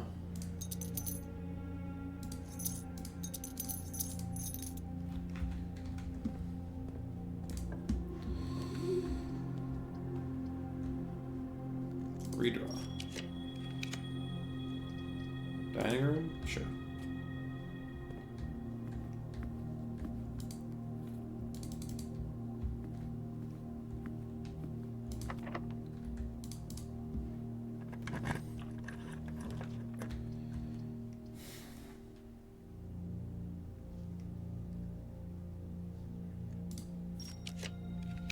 There's the pool.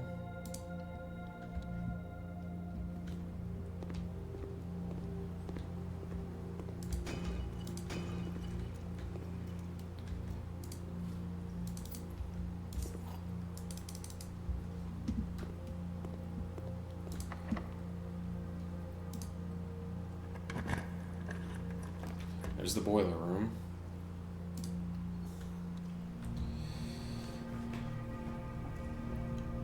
That's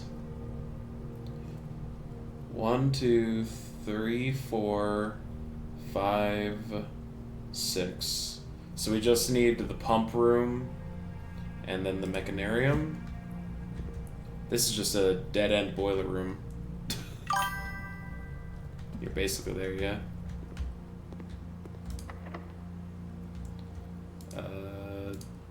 I'll take the secret garden, why not? Guarantees me 2 exits. Opens up the other 2 slots into the Antechamber.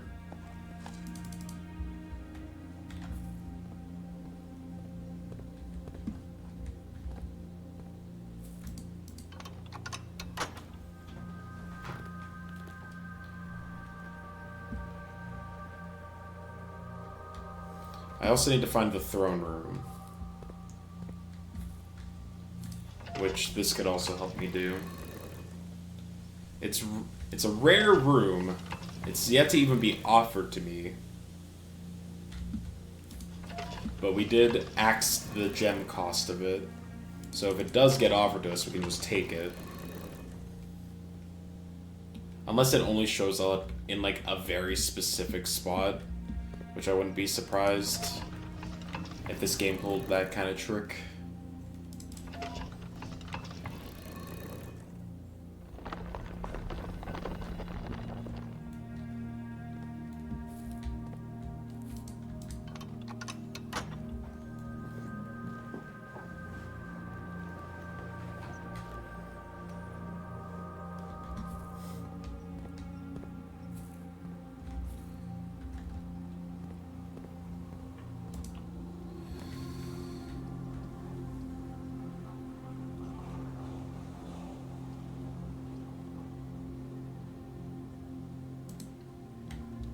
Take the hallway. Gym, clock tower, breakfast nook. I've been sheltered from 3 because I assume the aquarium ate one of my shelters.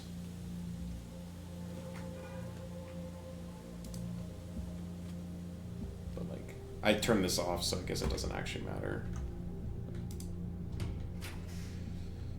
Locker room. Passageway. Sure.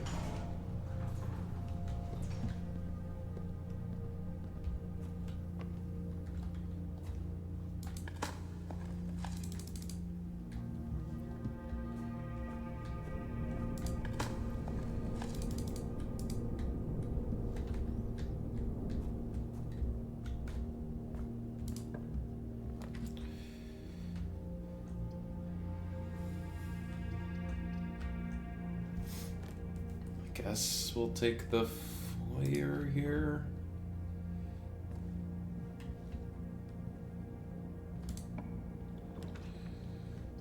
Den.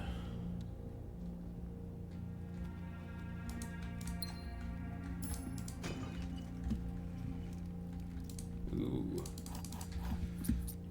Do like to see that.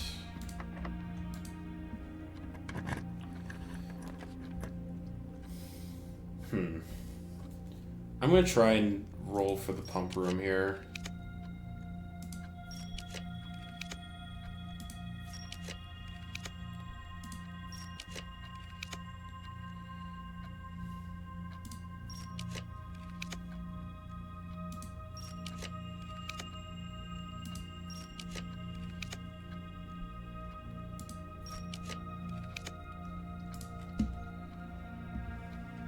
Alright, now we just need the mechanarium.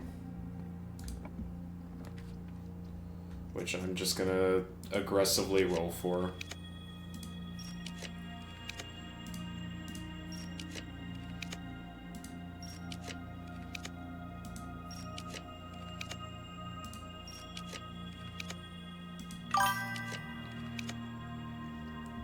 Reroll a dice first. Yeah, it's probably not a bad idea. There we go.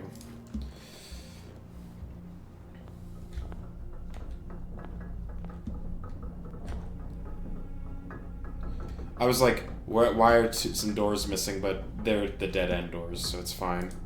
I was like, for a second I was like, what happened? But here we go. Alright, cool.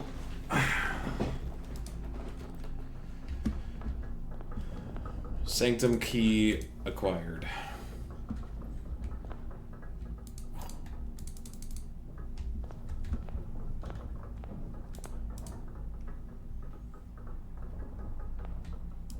Oh, I don't need to.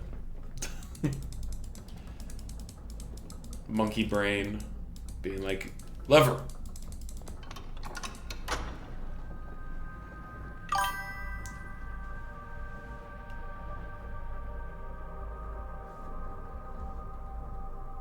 That's the key to the Mechanarium. If you draft it in places that have a door that can't be useful, it takes less mechanical. Does it? Oh. I've never drafted it in a spot where it would have been in a dead end. Because I always kind of viewed it as like a, you know, a 4-door room. So it's like, why would I take it in a dead end spot, right? But that makes a lot of sense. Okay. So now we want the throne room.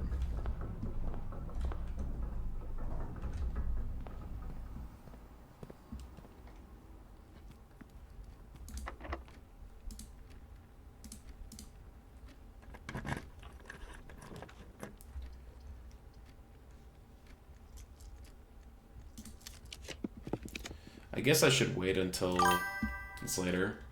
Congrats on finally getting a key. Thank you.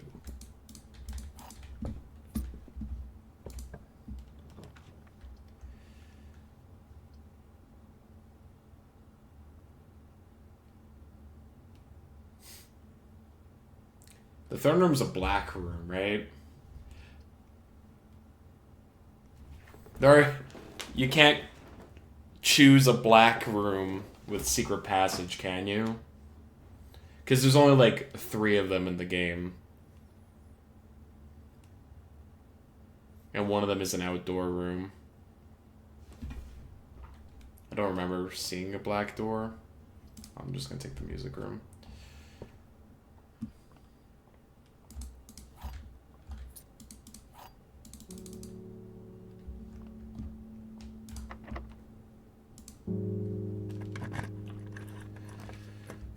Locker room, planetarium, quest bedroom, chamber of mirrors.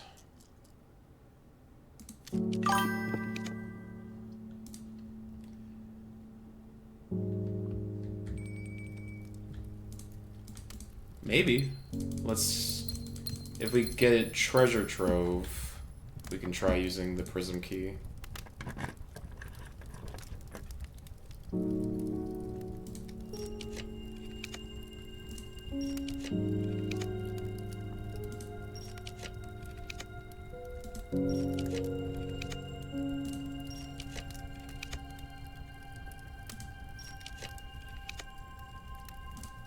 Does treasure trove only appear on like the right side of the house or something?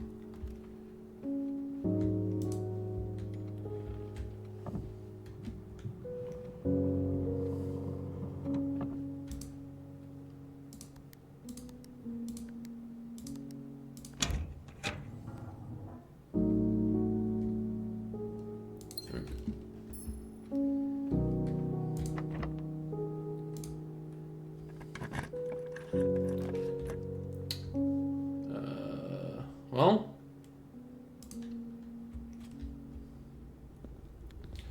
pink chest with a moon on it to immediately test the last one we got.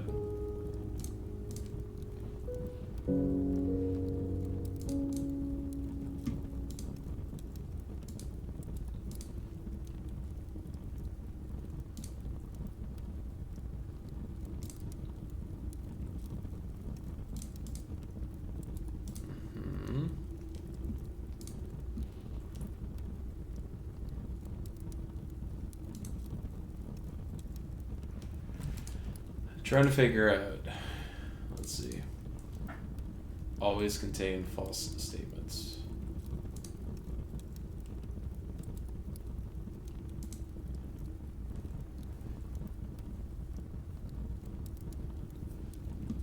So, if this was true, it would be false. So, marked. Boxes marked with star always contain true statements.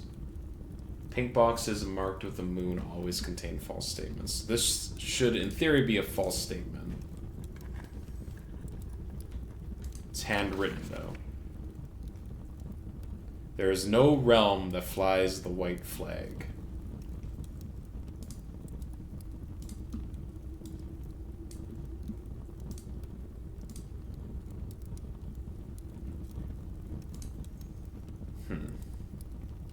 It's just 10.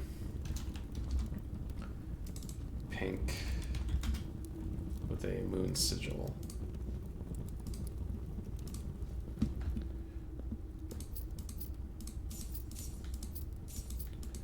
Alright, time to see if the prism key from here works. Lost round 4? Ah, rough. We got the Mechanarium without Aquarium. We just drafted all the other mechanical rooms.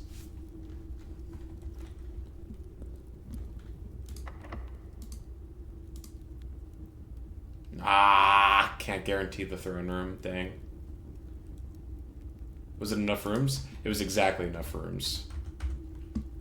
You have security, utility closet, laboratory, workshop, electric eel, aquarium. You have to draft the pool so that you can get the pump room, and then boiler room, and then Mechanarium counts as one itself. We also got the 50 stars, so we've been re-rolling aggressively. Speaking of, I'm getting that fucking throne room.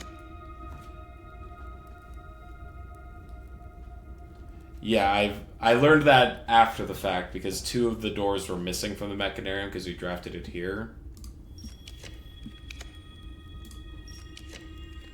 Is there some... Okay, before I waste all of my stars, is there a trick to the throne room that I am missing?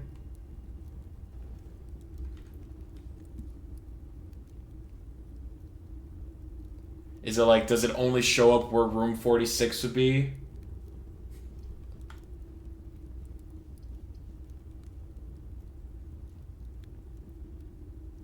You have no idea, you've never been there.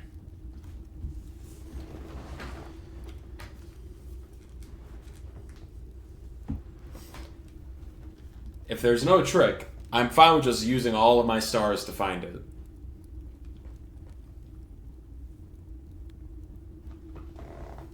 Because I just want to get to it and grab what I assume is the last of the Sanctum keys.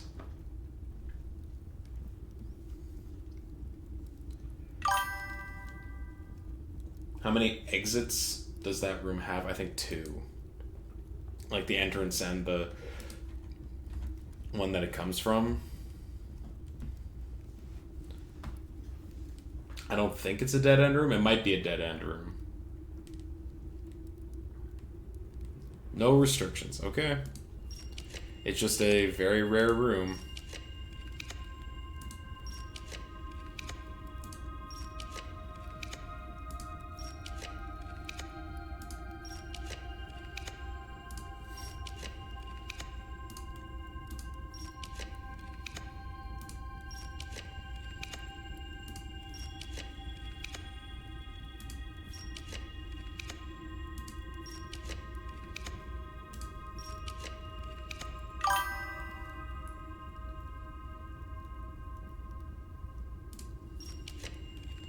I mean, I'm not save scumming because I got the Mechanarium today.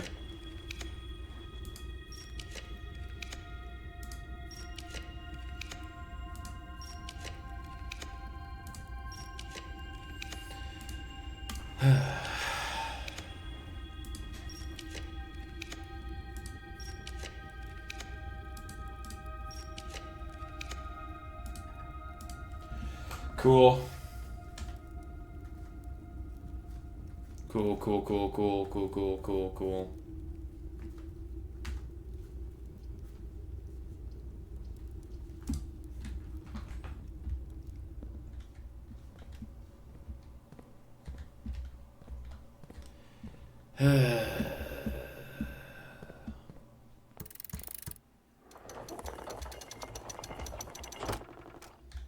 Did I use a normal key? Yes.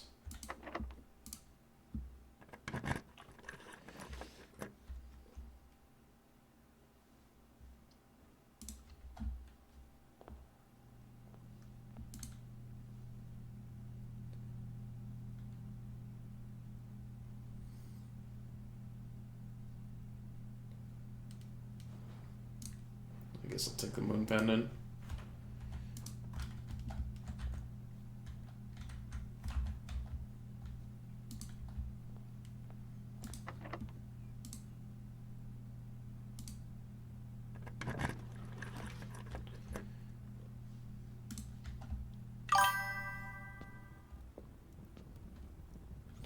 Laundry for re-rolls is another possible route to Throne Room for future runs. Mm-hmm.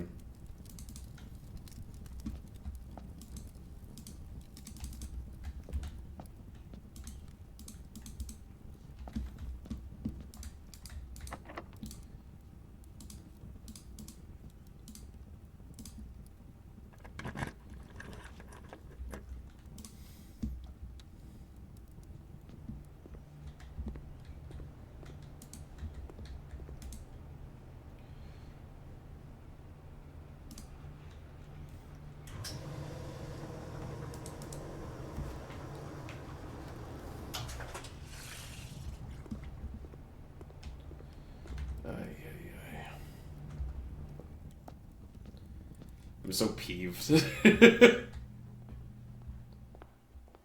real peeved about that one.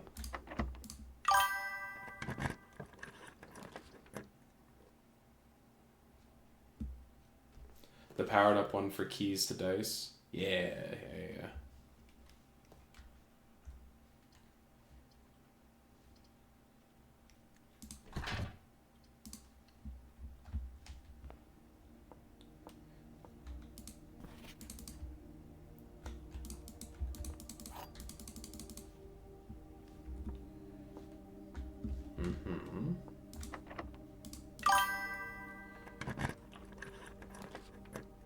Did you have anything modulating draft likelihood today? Not that I know of.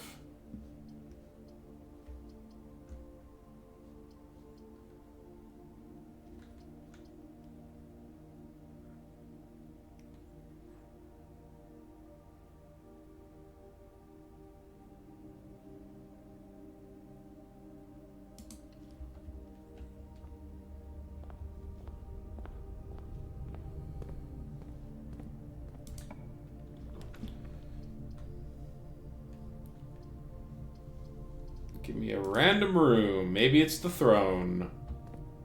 Nope.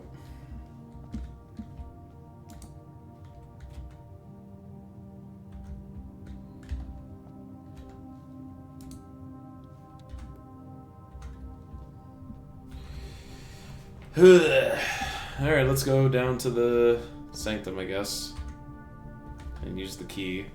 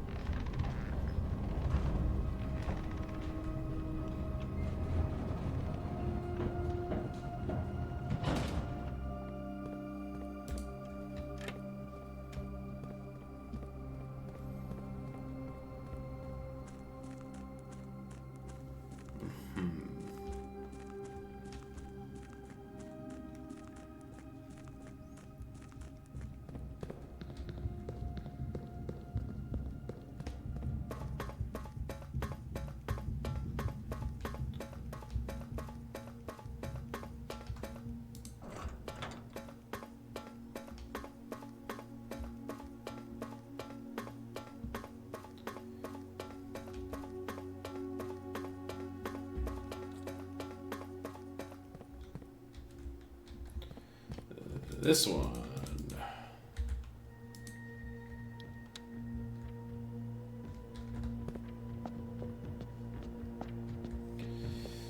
Alright, do I know which realm this one is? I don't think I have a name for it, unfortunately.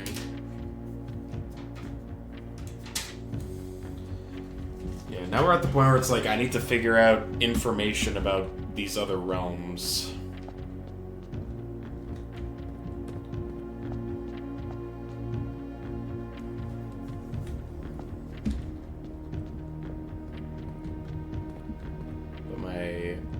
I got these first 4, but they're like the ones that they actually give you information about. Then the rest you kind of have to like infer.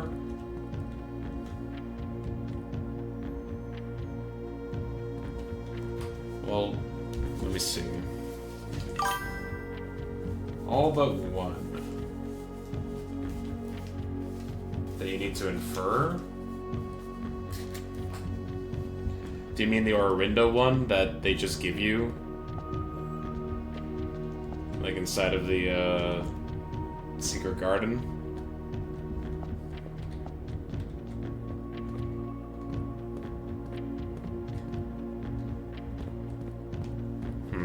Alright. Whatever you say.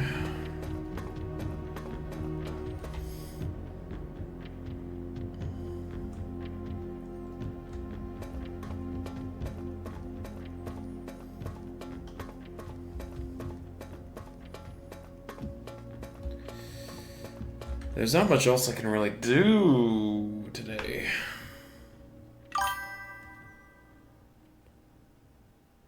Oh, all but one door opened, yeah. And the key is inside the throne room, presumably. Which is why I really wanted to get it, so that I could say that I got all the sanctums open. And then maybe opening all them up will, like, I don't know, give you some kind of clue as to where the hell, like, what all these realms are. I doubt it.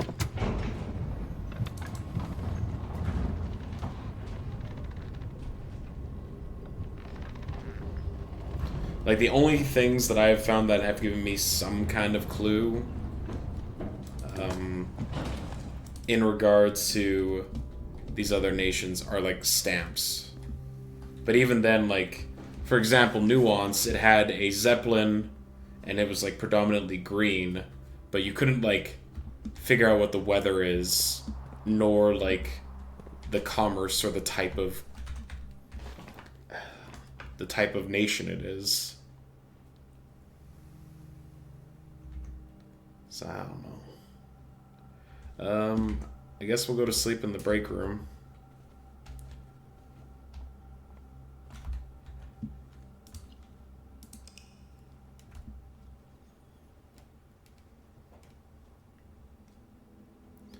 But I'm pretty sure I need to, like, do all this Sanctum Key stuff so I can read all the passport, or all of the postcards, so I can figure out the order that Sinclair went around the world, so I could put the pins inside of room 46 to presumably unlock the last safe, which probably has the last red letter in it.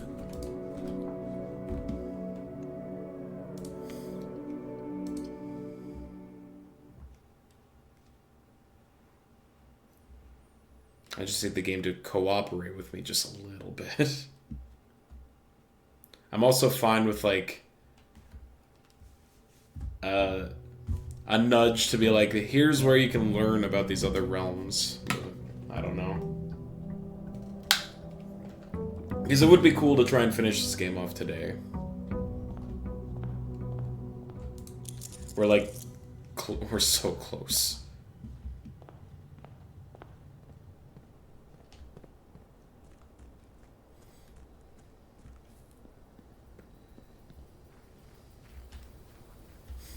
If we get offered the classroom, I'll probably take it.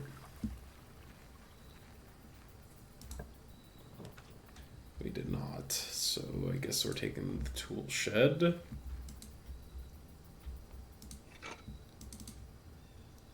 Sledgehammer and... let's see, we got... oh, we got the, we kept the Morning Star. So Sledgehammer didn't really do much. Kept the and the hall pass.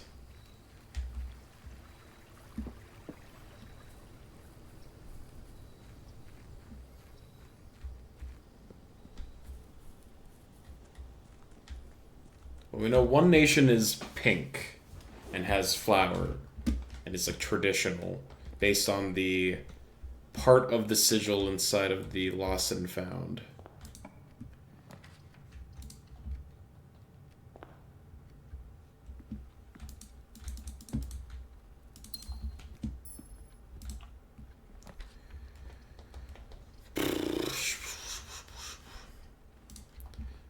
Give me this.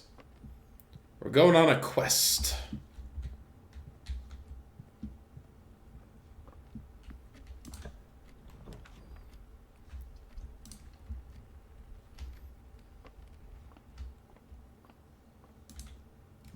1.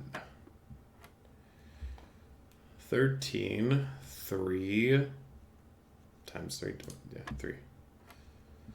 1, 10, 32. 20 minus 1 minus 7. Minus 17 is 3, squared is 9, times 2 is 18.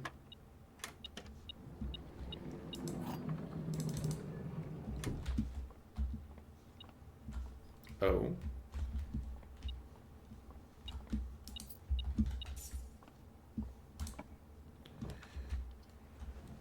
Courtyard, sure.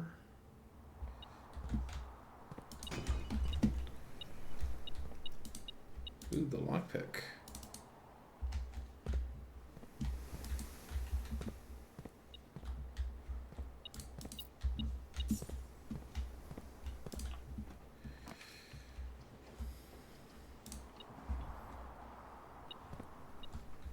Oh.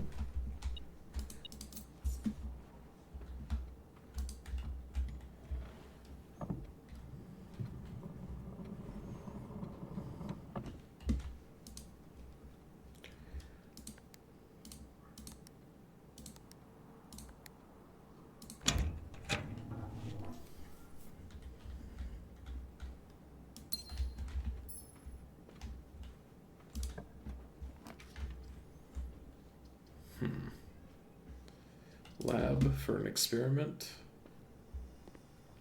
I guess I want something that'll give me stars since I burned them all.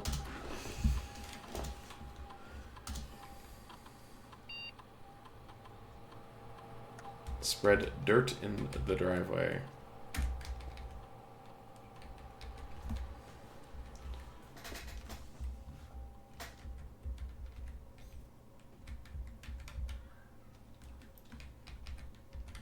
I guess we'll spread dirt.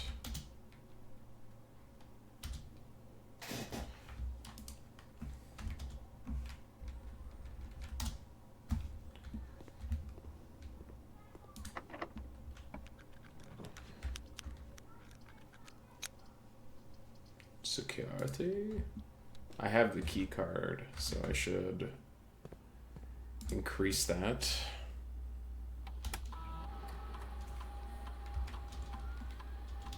Make the security high.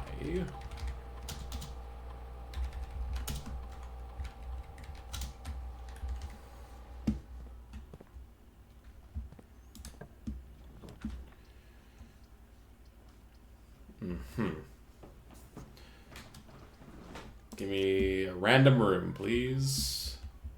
Ooh, doggy.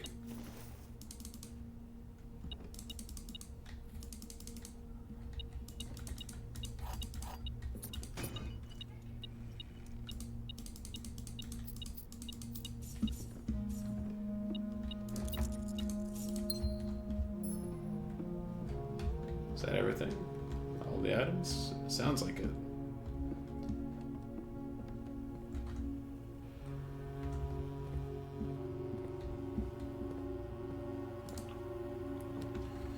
Code check. Secret passage boudoir.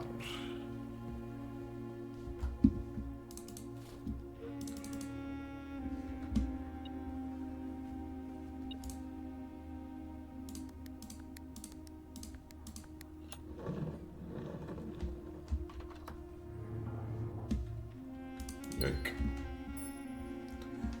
Coin. Yep.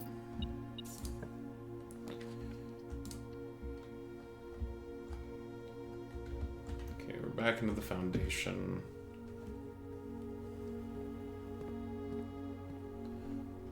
Let's do this stuff at the beginning.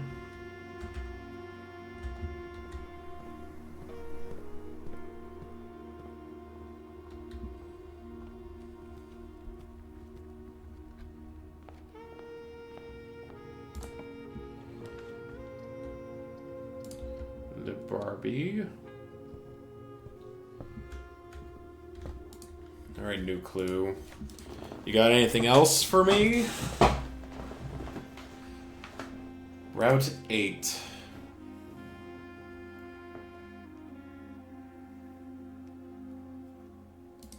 Depart. Keep left to Tanner Fork. Then take a right. You'll be at a dead end. Record each stop.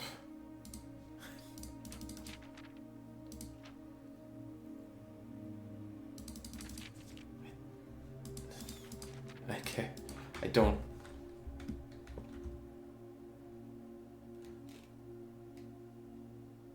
Hold.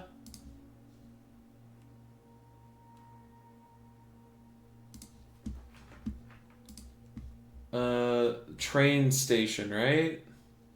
I took a picture of the train station map.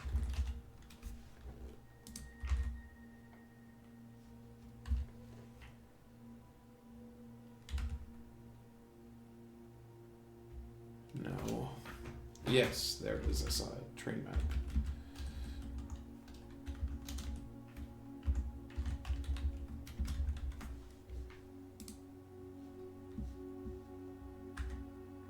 Route 8. Where's Route 8?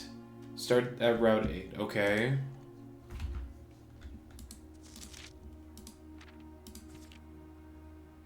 Depart. Keep left.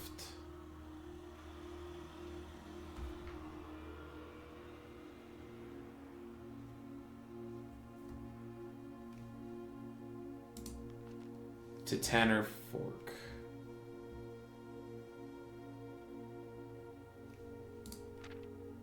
Turn right.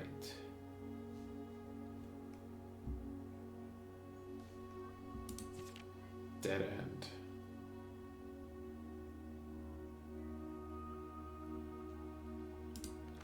Record each stop. Okay. So if you start at Route 8, you keep left, you go past Angel Tower, Ares Crossing,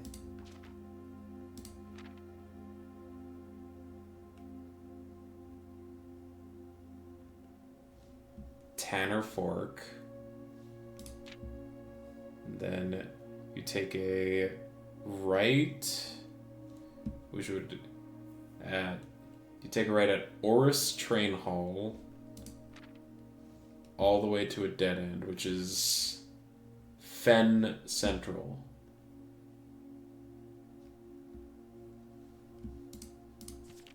Record each stop. 1, 2, 3, 4, 5, 6, 7 stops.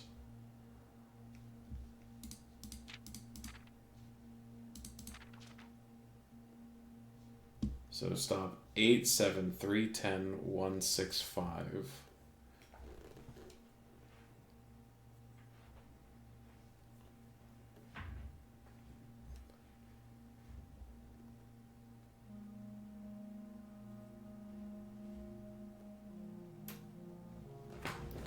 Okay.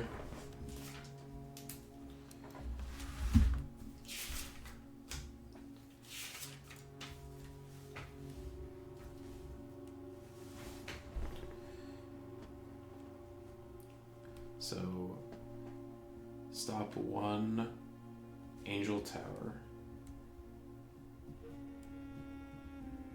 Stop 2, Ares Crossing.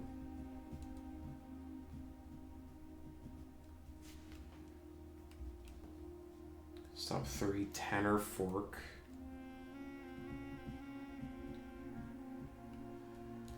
Stop 4, Oris Train Hall. Stop 6, Lumber Field. And stop 5, Fen Central. Okay. No, 13 is dead. Oh, 13 is dead end.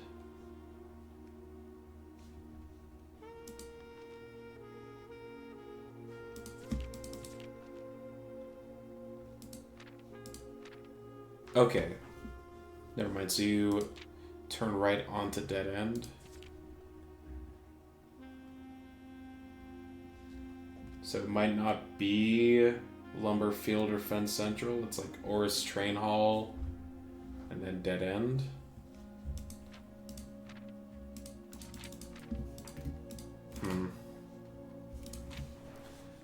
Okay, sure.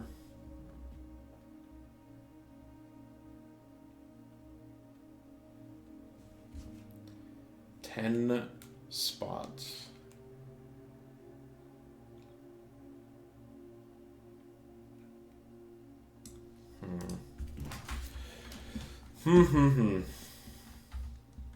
I don't know. I don't think this is relevant to my goals.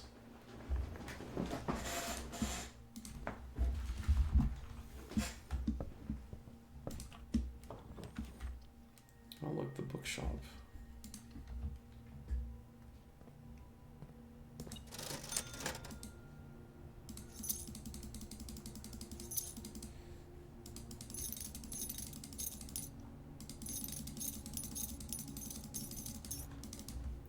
Thank you for all of your stock.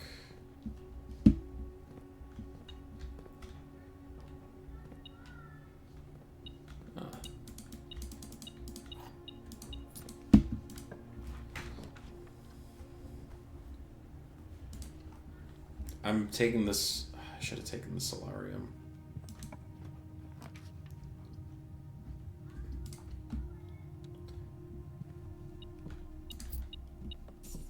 To make it more likely that I would have got the throne.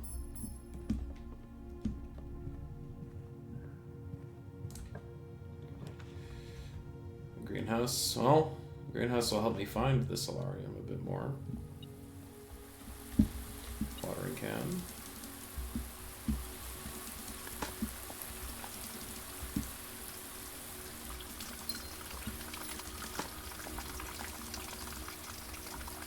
Salt my turnip.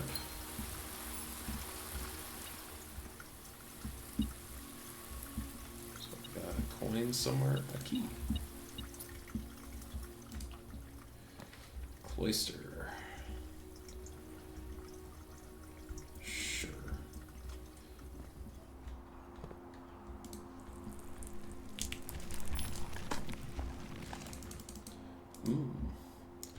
Tasty snack.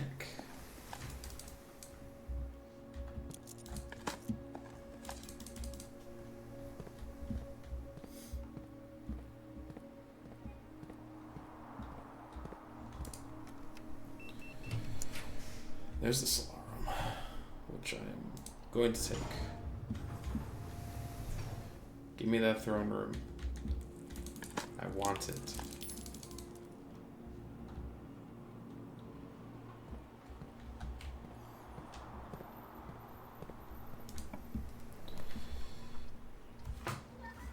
Hallways better here than the other two.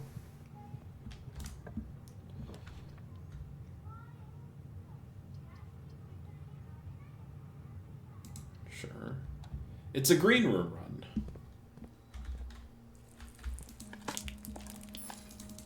If I can find the kitchen, we can restock the watering can as well.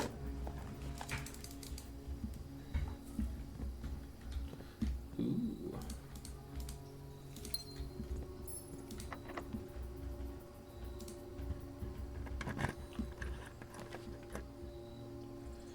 Spare bedroom that is.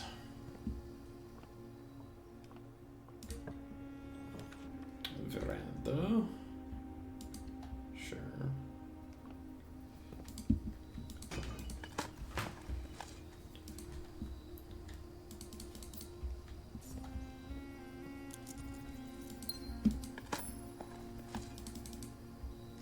So much junk.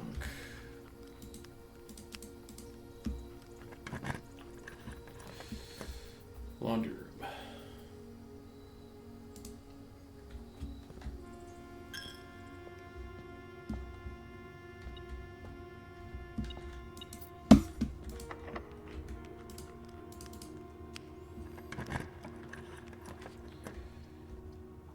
I guess we'll take the music room.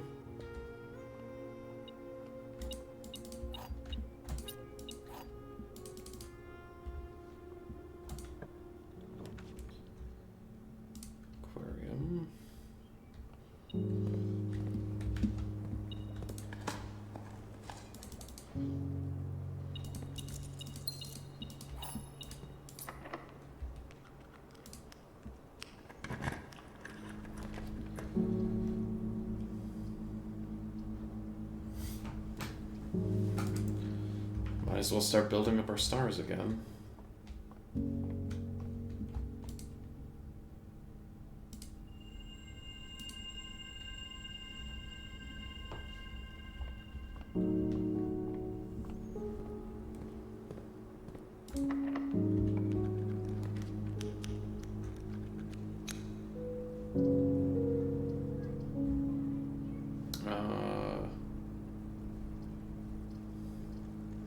These all kind of suck. Pool's good though.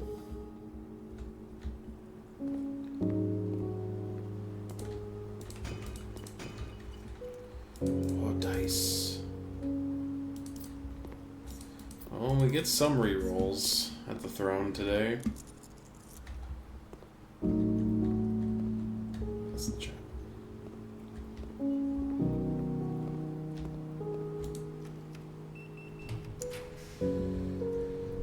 Where? Sure.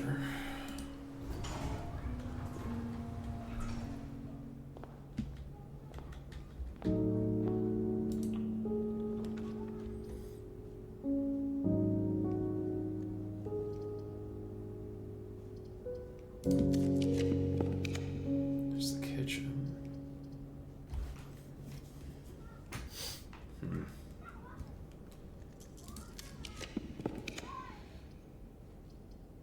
They're all facing the wrong way.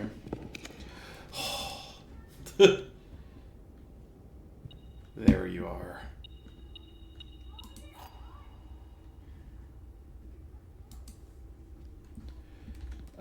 Hey look, the Black King is inside the throne room. Who would have guessed?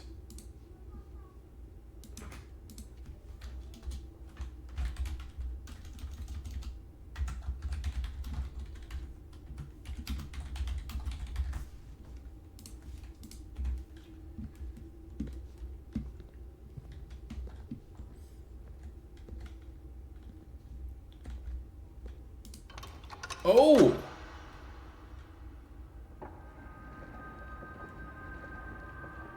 It just unlocks room 46. That's right, there was that one note that said that there was a backup latch for every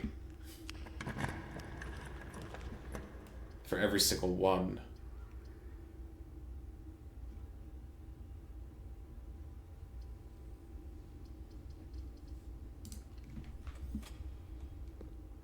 And we just found the second one.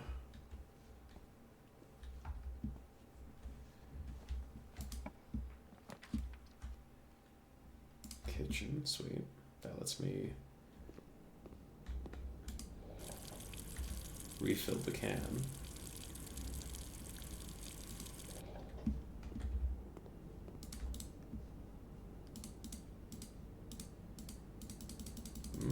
Salt the bananas.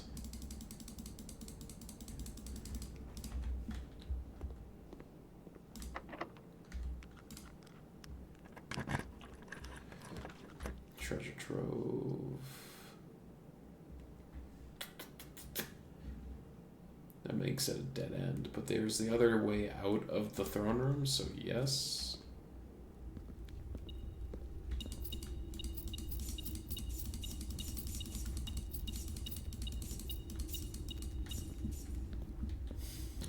Pink chest, waves.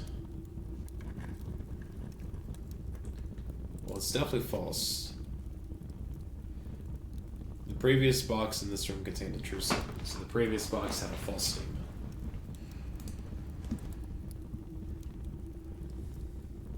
There's no realm that flies a white flag. Yeah, we figured that was a false statement.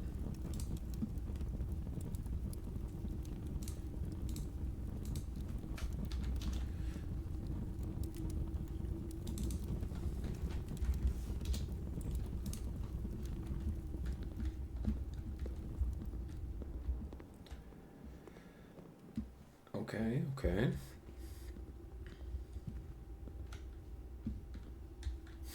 Is there anything more to the throne room? What happens if I, like, put on the crown and then try and sit in the throne?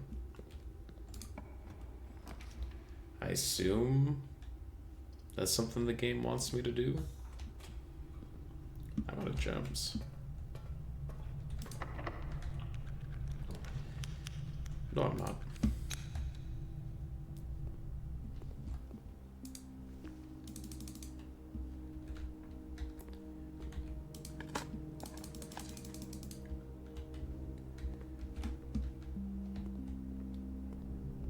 That's when you first step in, huh? Yeah.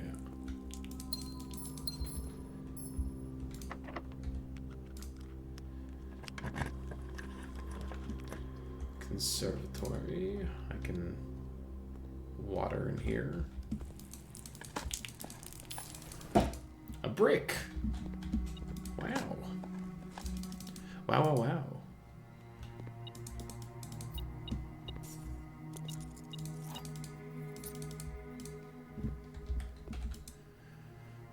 I see.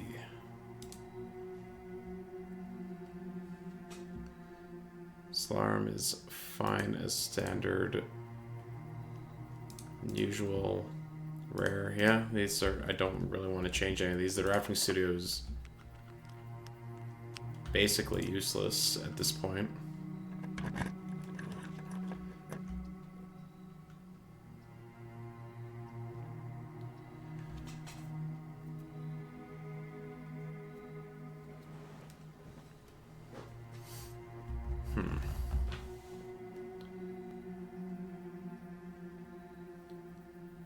I didn't find any levers to the to the side rooms.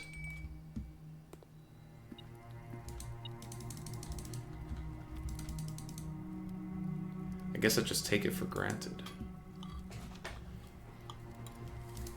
Because I need what, like Great Hall or Mechanarium or Secret Garden, and I don't have any of those. So I guess we go back down to Foundation and try and get something in these two spots that would help us. Because unfortunately, like, we have the broken lever, but the greenhouse and the weight room open this door, which we can't get to. And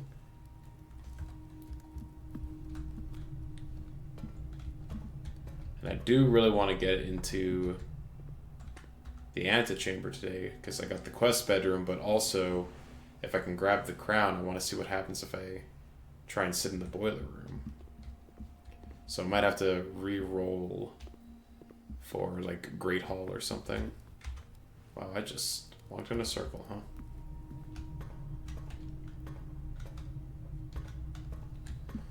Luckily, I got steps to spare.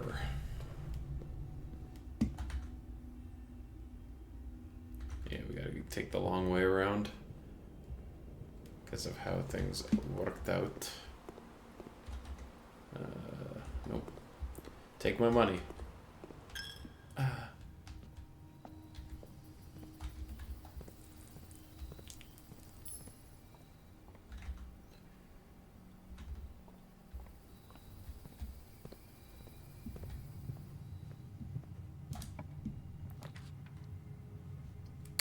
Secret passage, and then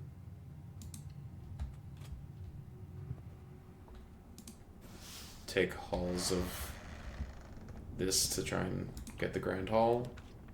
Yep. We have the foyer, so these are all unlocked, and one of them will have the way inside of the antechamber. Haha, we did it.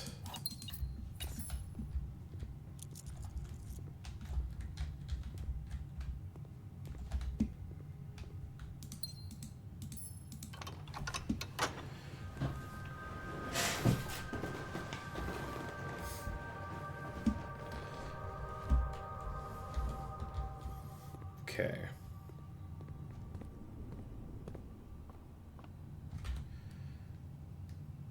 Yeah, can't get there, can't get there. We could go... We do have one extra room down by the entrance hall, but... Don't know what it would be useful for at this point.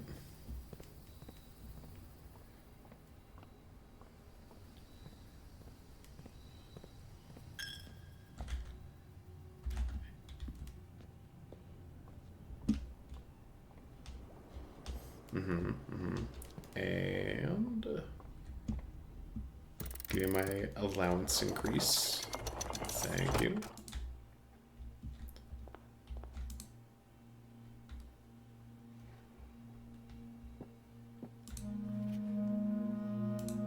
Got the crown. We have gotten all 8 keys.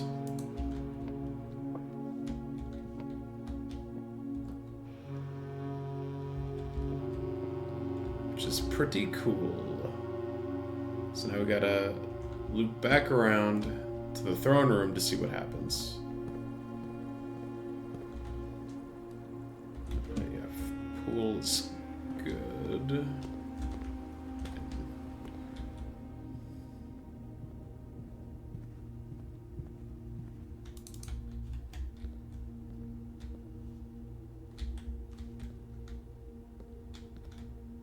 Oh look, it's the sigil to Orinda.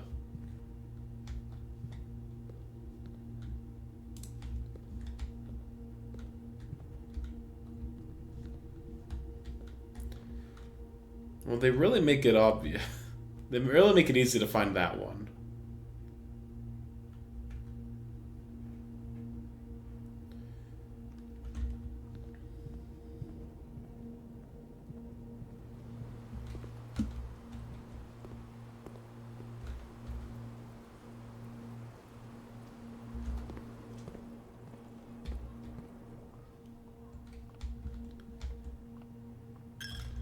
So in theory, you can get into room 46 on like day... You can get into room 46 on day 1 pretty easily if you unlock the throne room right away.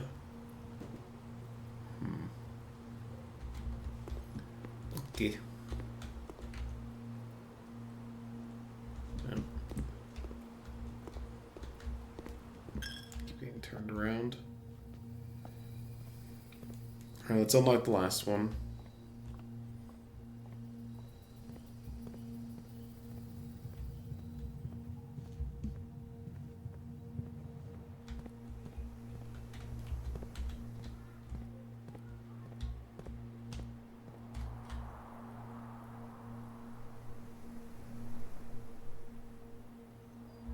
Went way too far.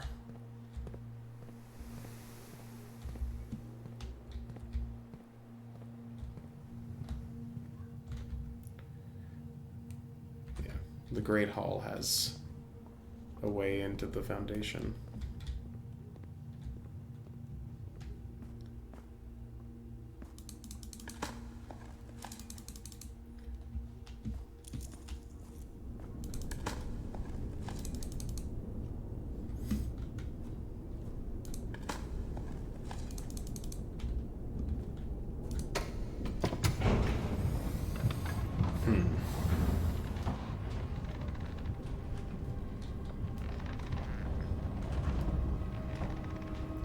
I didn't draft the workshop today.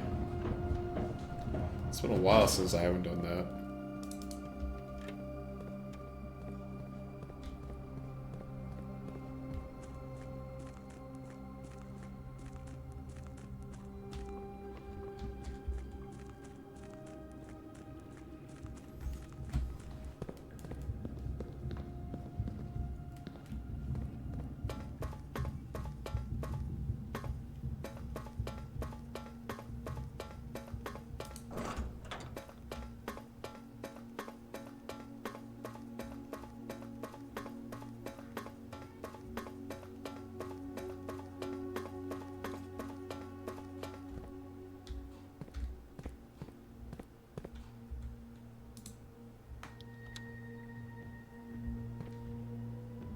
Alright. They are now all unlocked.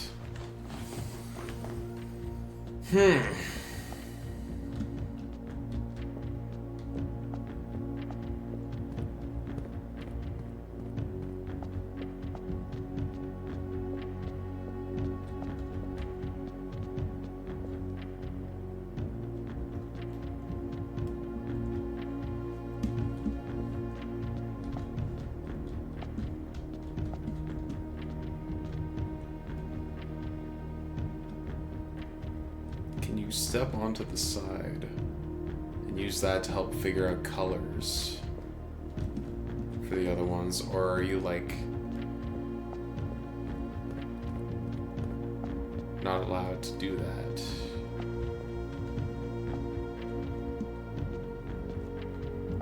Oh yeah, it looks like the stuff that's off to the side is just, like, hidden.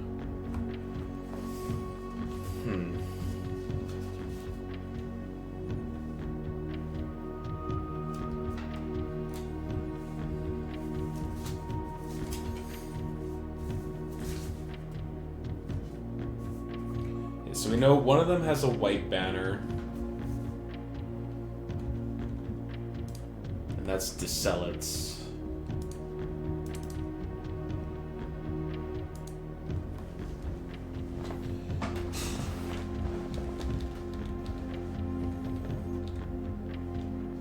What we got? We have 8 different borders. We've used black, red, violet, and yellow.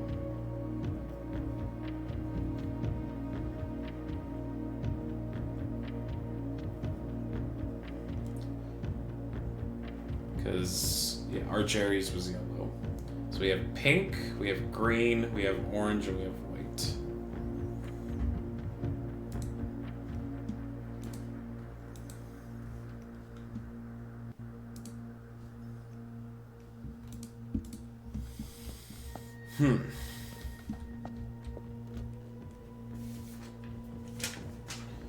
Corinda is this one.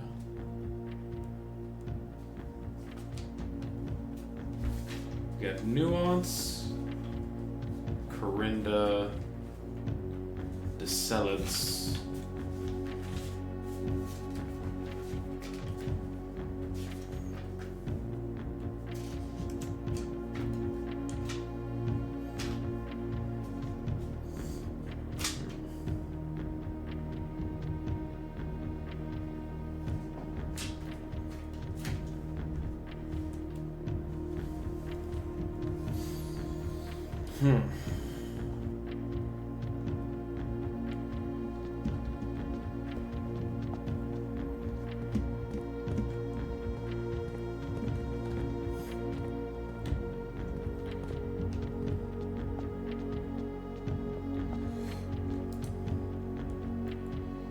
This one I'm almost positive is green.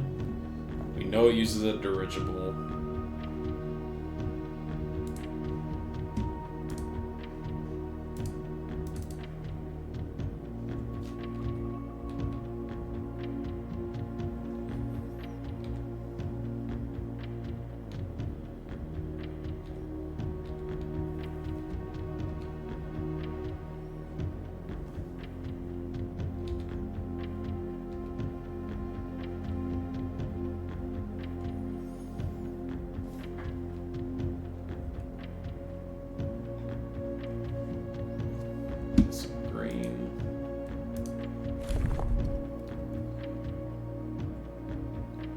Is just, that's white. Yellow.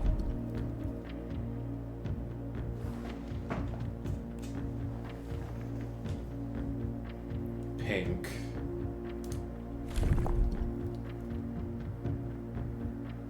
Red. Orange. Green.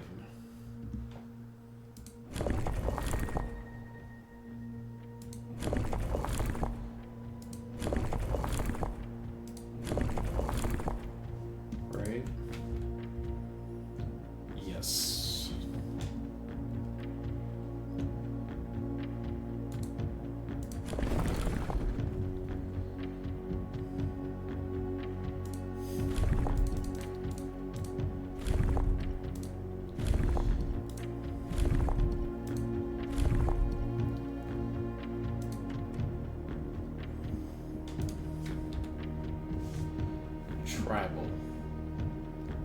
I can't imagine this is a tribal nation.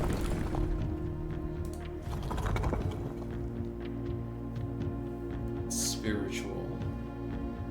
Nature, animals. Well, it's in the mountains, so maybe it's spiritual.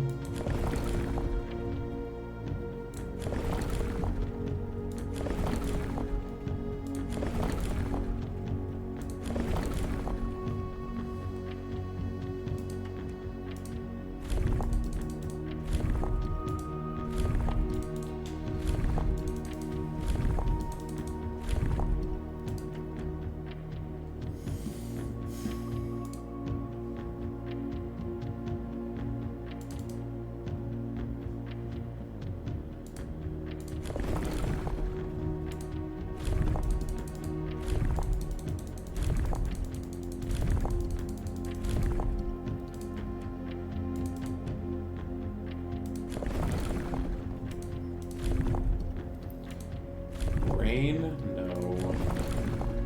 Storms? No. Which one's this? Which one is this again? Weather. Heat? No, I assume that one's gotta be the one with the turtles. Well, hello. Hello to you, too. We're in the home stretch right now. We just need to figure out 4 sigils with minimal information provided to us.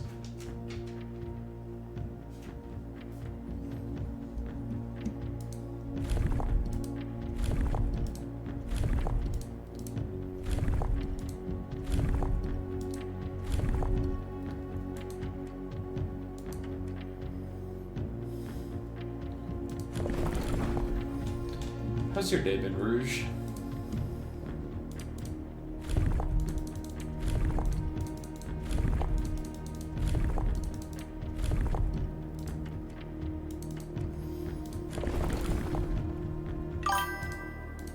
Played some Overwatch 2.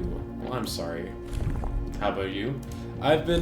We've managed to get the last 2 Sanctum keys and one of the red letters. So we have all the Sanctum keys at this point, which was one of the things that we were trying to do.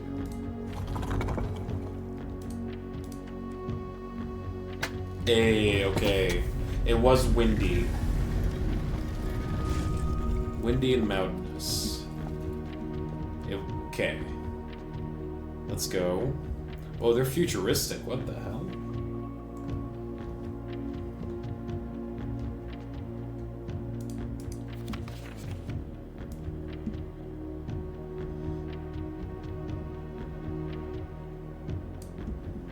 By far my favorite realm I have visited during this trip, but I've always had a penchant for technology and I'm less moved by the beauty of nature than others. I'm just gonna take a picture of this right now before I forget.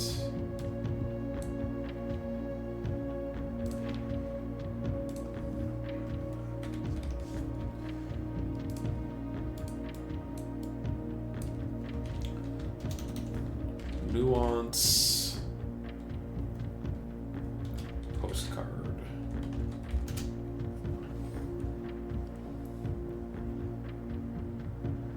But I've always had a penchant for technology and I'm less moved by the beauty of nature than others. The soot-filled streets and soaring skyscrapers here are just as stirring to me as the mountains of Corica or the beaches of Morajai. Okay, Corica has got mountains, which probably means snow?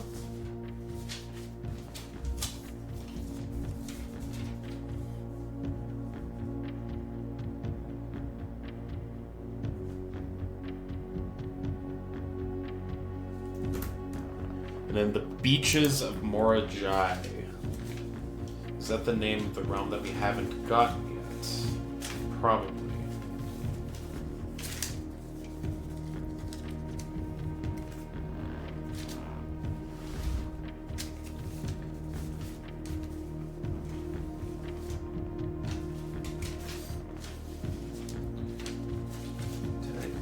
Morajai doesn't sound unfamiliar, though, is the thing.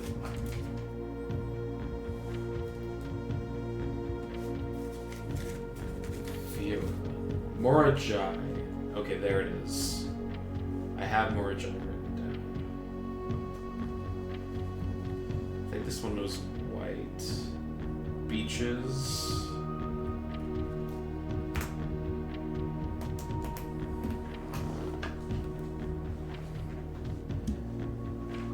Perhaps I'm letting my childhood love of dirigiblocks compromise my objectivity.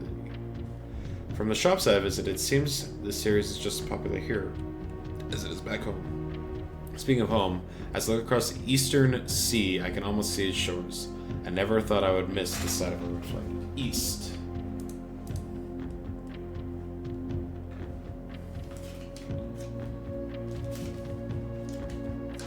Yeah, okay. It looks like this was probably the place they were at just before going home.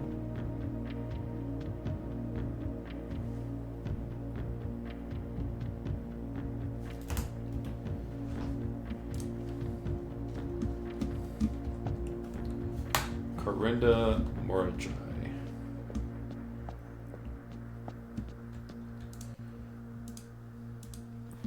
The nuanced variation of Morajai blocks. Puzzle boxes became just as popular in the air hangars of Nuance as they had in the ports of Morajai.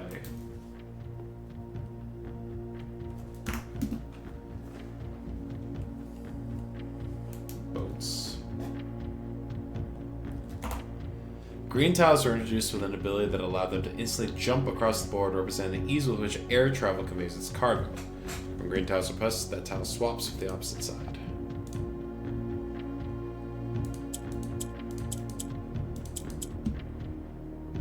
Oh, right, that's how those ones work. Okay.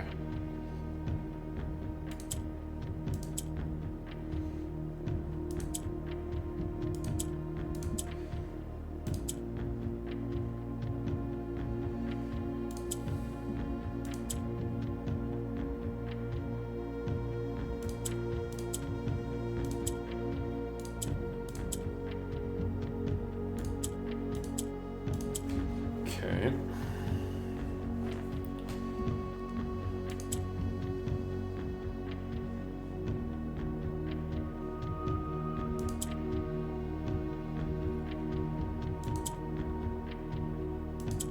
Right, purple moves down.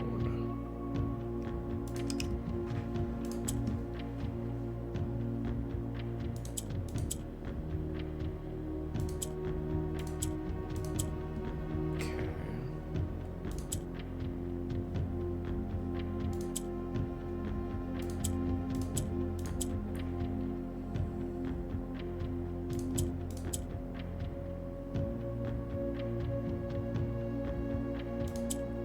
Okay.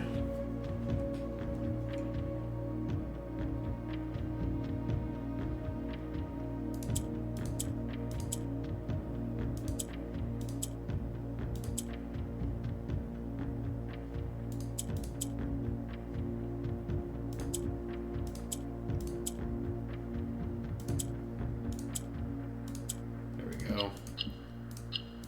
Puzzles.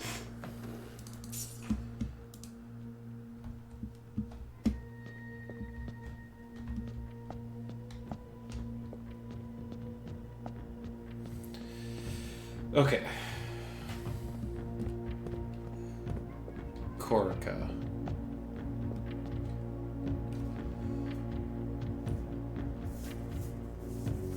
You know, it's mountainous.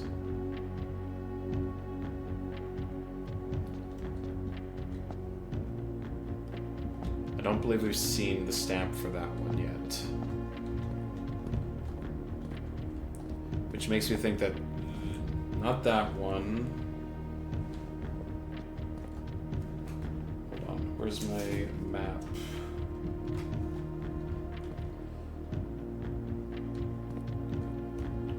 Okay, 7.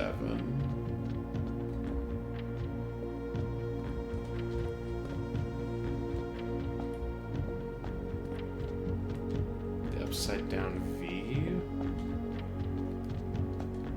This one? Yeah, okay. So that's Corica.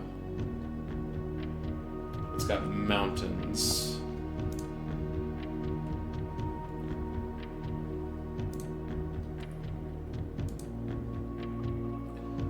that... Let's see. We've got 3 left. The borders that are available.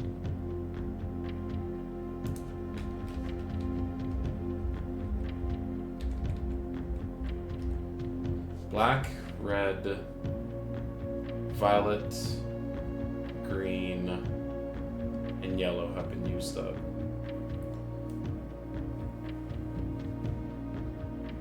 You know, orange is for the desert.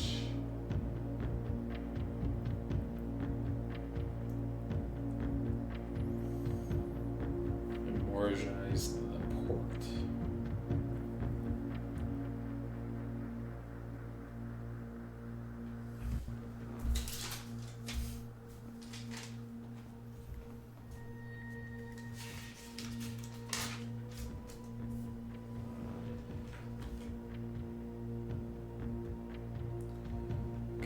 I'm gonna guess 5 or 6 could either be Morajai. Whichever one it isn't is Vera.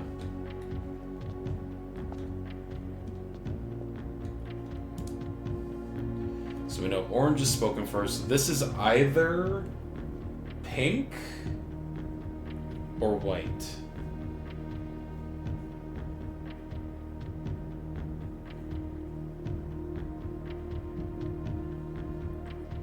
You know, Corica has mountains. We know Morajai has ports and beaches. And we know Vera uses turtles and is orange and also has beaches.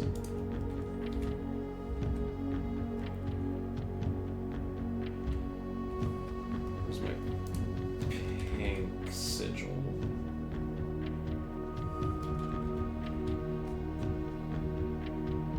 Lost and found sigil pink.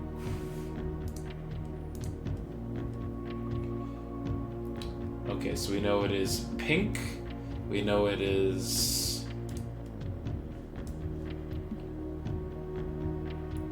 What is it? Spiritual. And we know it is... What are those? What's the weather?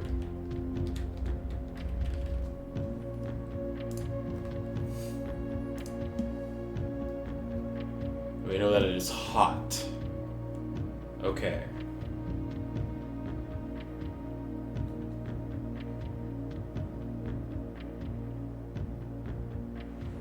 Spiritual, pink, hot.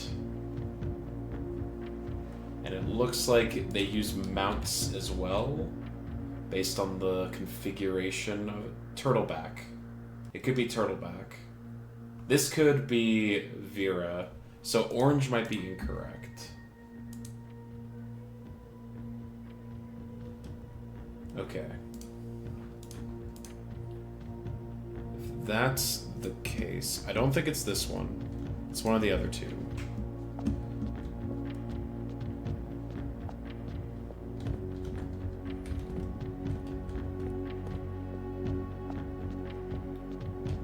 Let's go with this one.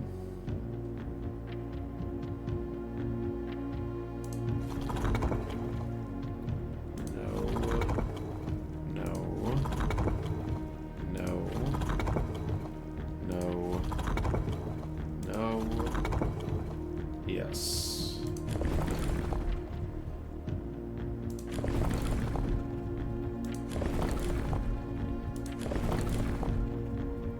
Okay. I think it's the turtleback one.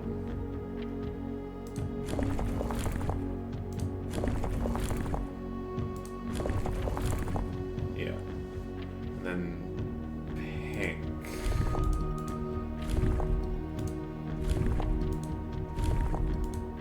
I think that last one was pink. Hold on.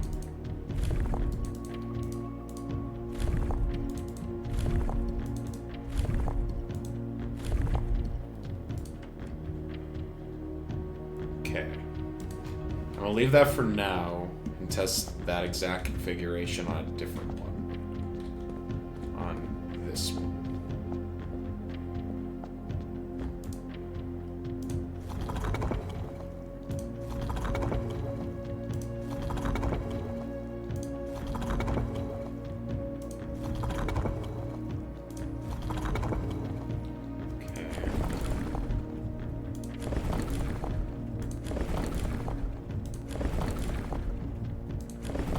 Heat. Went right past it.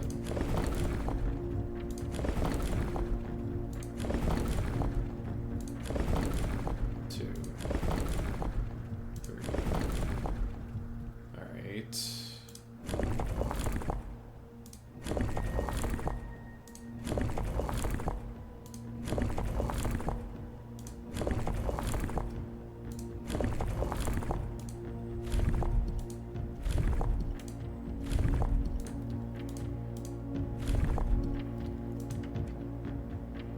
Okay, so this was Vera, which is the southernmost island. Yeah, desert. Turtleback. I thought it was orange because of the stamp. Vera Shores, yep. Despite my prejudice against Mother Nature, I own that I've deeply loved my time here at Vera. The memories of the youthful trip I took here with my brother have been relentless, and as I've gotten older, I find less and less occasion to recollect on such trivial pleasures. One thing I do remember vividly was how not lost a single speck of charm are the famous turtles. Each visitor of Vera, upon arriving, is lent one of these hard-shell friends for the duration of their stay, to serve as both steed, guide, and companion. I'm still under the spell of island life, even if the weather here is much more severe than it was in Morajai. Okay, so it looks like he came here after Morajai.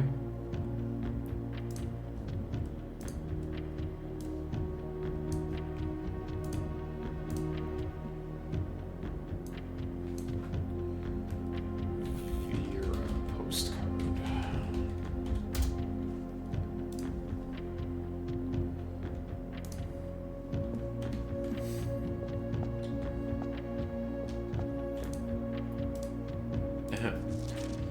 The variation.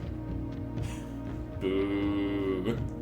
With Morajai boxes, while Morajai boxes were never as popular in Vera as in other realms, pink tiles were eventually introduced, based on the Viran people's devout respect of the sacred circle.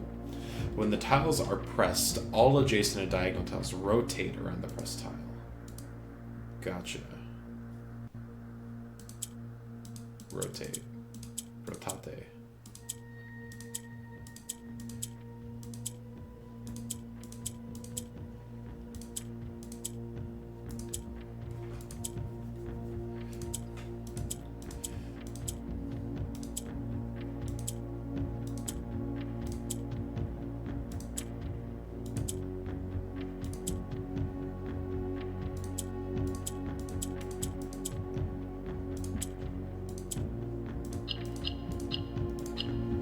Go.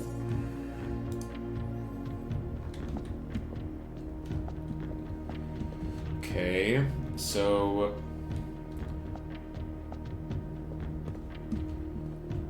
we know then that this is Morajai. And what do we know about Morajai? It has ports, beaches, boats. It sounds like a vacation spot. So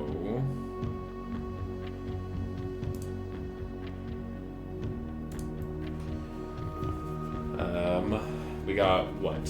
White and orange. I'm gonna guess white is for the mountainous one. So I'm gonna say this one's probably orange.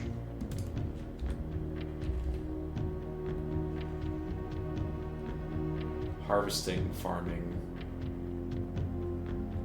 metropolitan, academic, industrial. Okay, have there been any repeats, I guess, is the question. If not, we can eliminate... We can basically just start playing elimination, because it looks like there are 8 moats as well. So we had Metropolitan for Arinda. We had Marshall for Fenaries. We had Industrial for Archeries.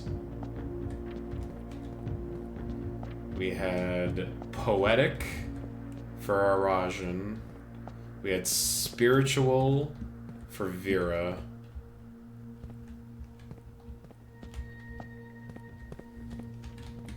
We had Marshall again. Okay, so they can repeat.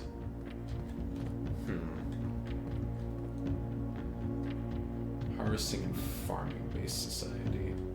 This, we might not... We can at least cycle through these if need be.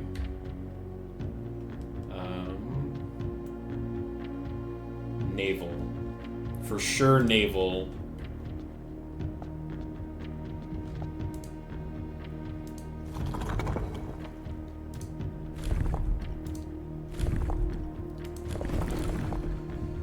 Snow doesn't make sense. Wind.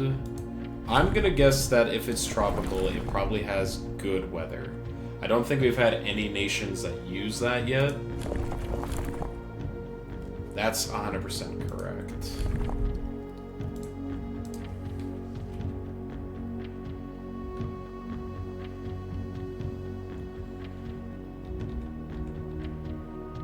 Okay, orange is the triangles.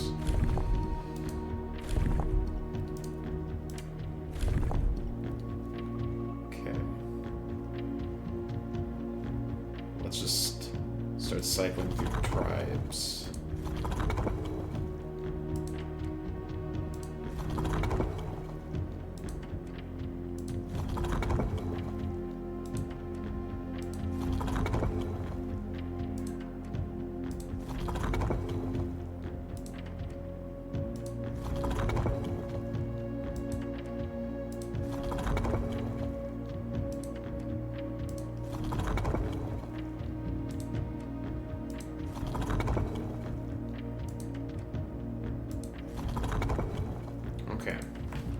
So, maybe it's white then.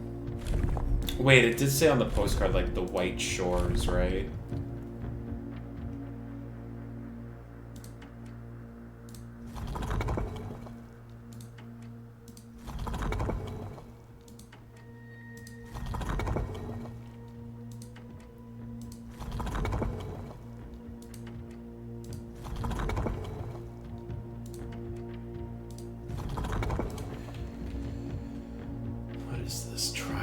Probably not tribal.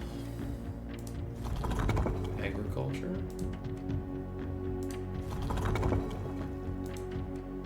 Okay.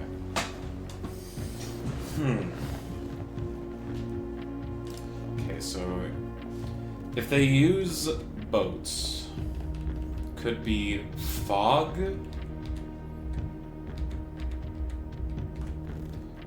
Could be wind?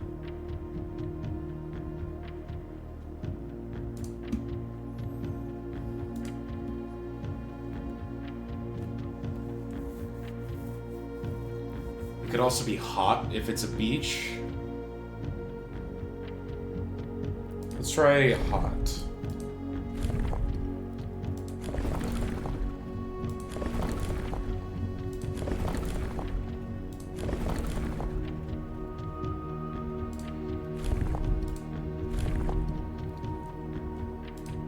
And that's the case, I'm gonna try orange again.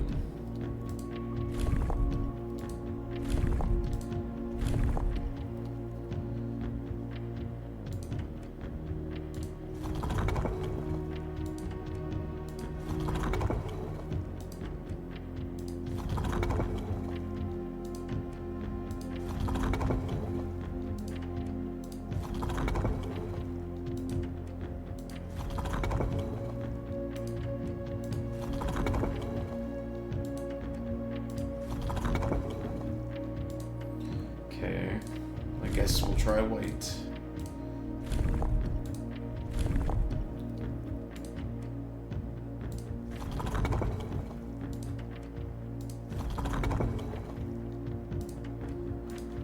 Wait, hold on.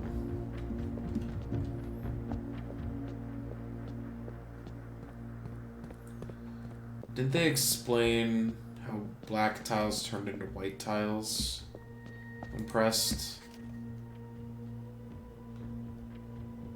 No, that's the Fenaries one.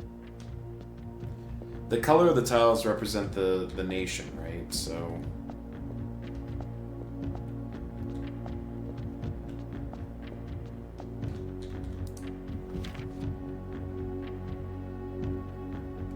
Descellants. Yep, white is Descellants. So we know that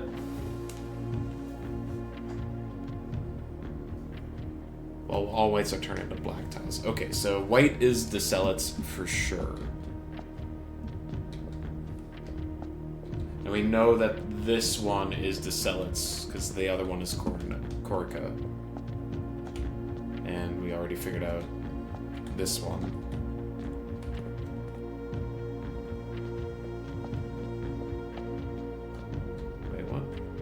Oh, that was pink.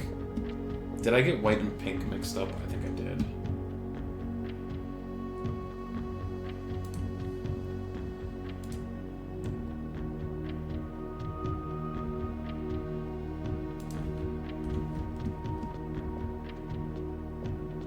What the hell?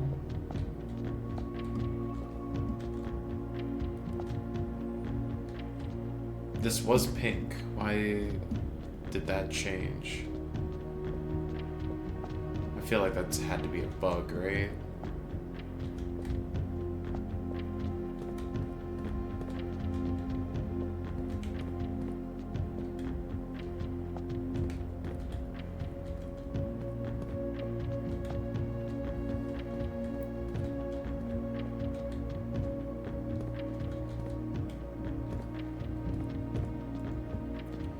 You're Descellants. We know Descellants is... Wait, Descellants is white. This is more Ajay.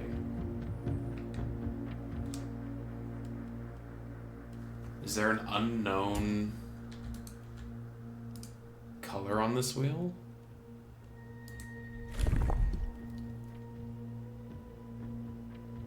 That's white. Okay.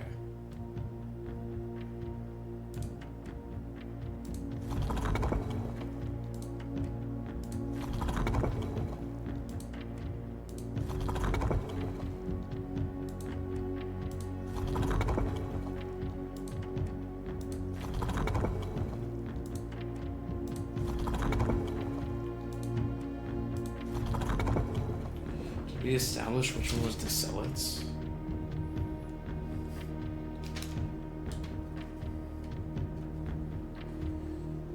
Vera was pink.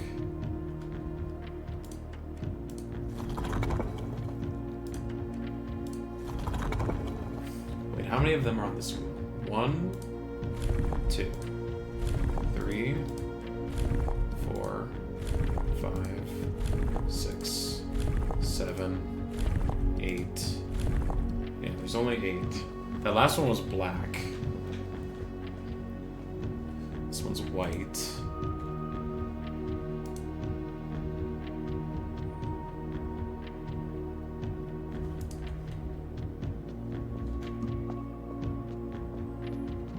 Just want to make sure I'm not messing up anything. You're Corica. Your Nuance, your Vera,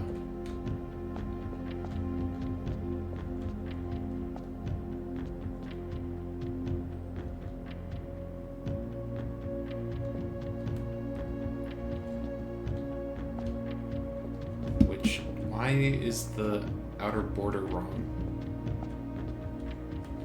Oh? What the heck? Okay, I thought... I'm reading too much into things that aren't there.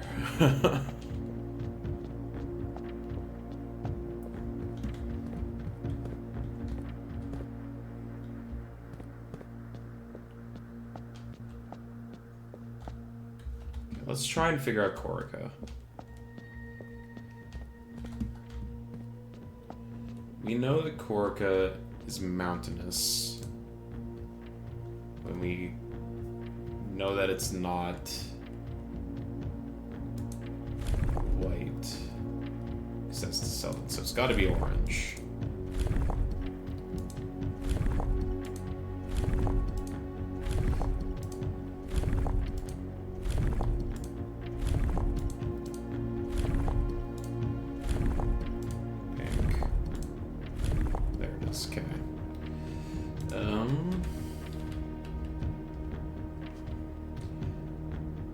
Camel.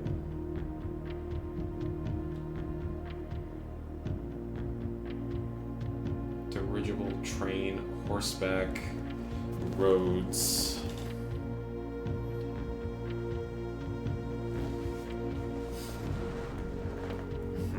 We should read the other passports or the other notes to see if we can get more information.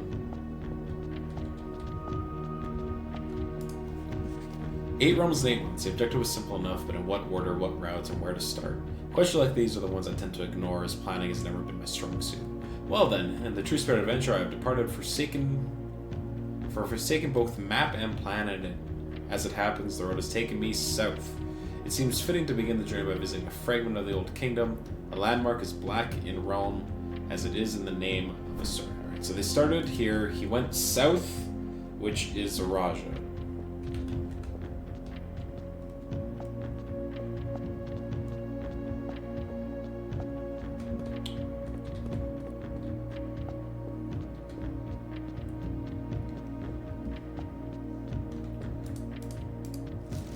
I was a little disappointed that there has not been a drop of rain during my time here, as every Arajan story I've ever heard has begun with rain. I suppose the anecdote I made on this trip will have to do without the flavorful setting. However, even without the rain, the puddles and ponds that dot the countryside make this place feel different than home. Okay, so this doesn't really help whatsoever.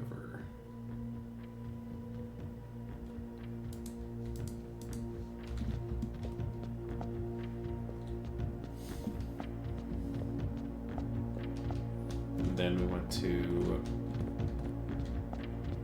We know he ends here. I'm actually writing this last postcard sitting at my desk at home. I suppose I should put forth the extra effort and drop it in the mail for consistency, but I'm tempted to save the postmaster a trip.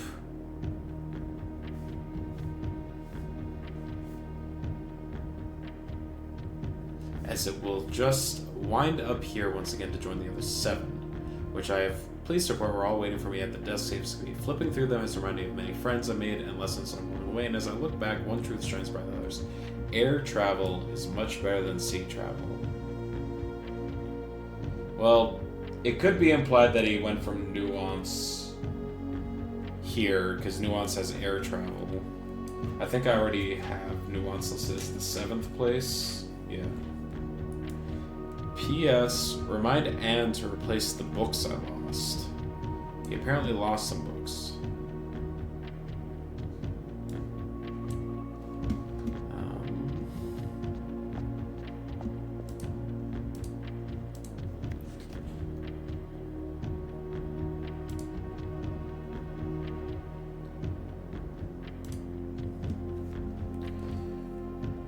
Red tiles turn black tiles red.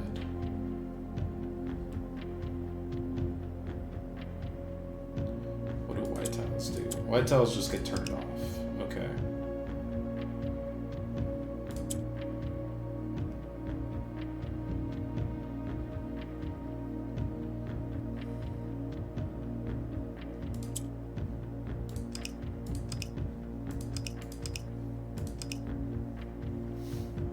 I need to somehow turn one of these orange tiles red.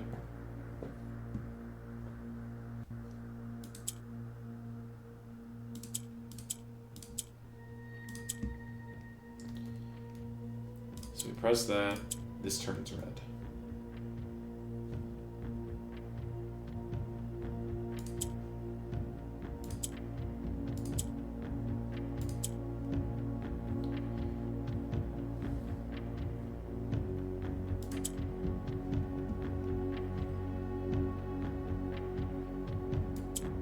Nope, that's wrong.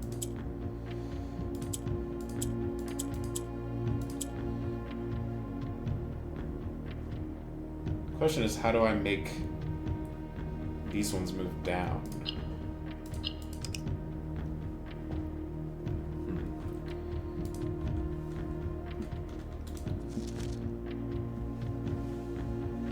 At the end of the War of the Fifth Era, in the Grand Realm of Fenris was established more Ajai boxes of the realm of race with red tiles in honor of Gencheski's victory. Red in triumph, while all white tiles on the box turned black, serving as the outclassed and struggling reinforcements of the dwindling Deceletes army.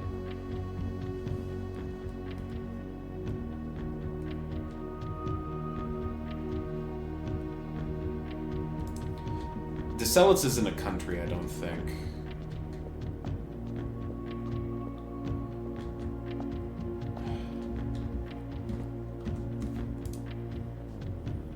It's tough.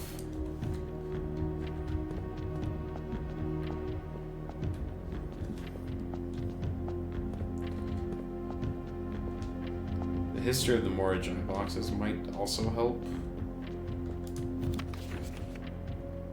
Due to the overwhelming amount of artifacts bearing the Orinda Ares sigil that were destroyed after the war, Morajai boxes featuring the infamous Black Silver are among the rarest and most valuable. When black tiles are pressed, the entire row shifts to the right, as if on train rails.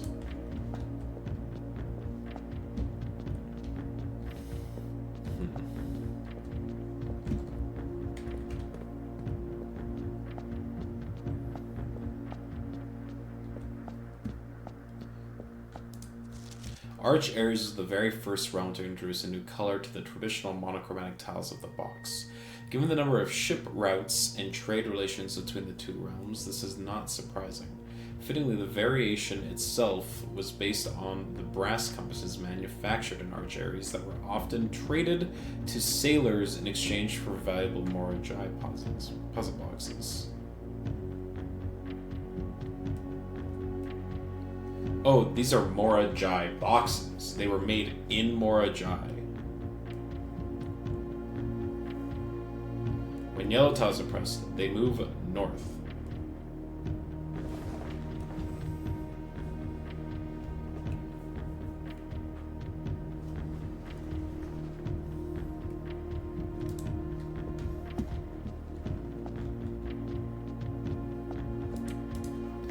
We arrived here after a few days of sailing, and it made me realize how much more convenient it would have been in the old days when the railway tracks extended all the way north.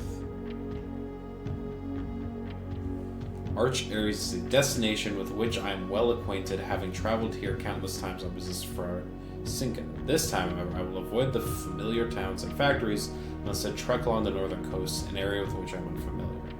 Okay, so he came here by sail, which probably means that he came here after Morajai.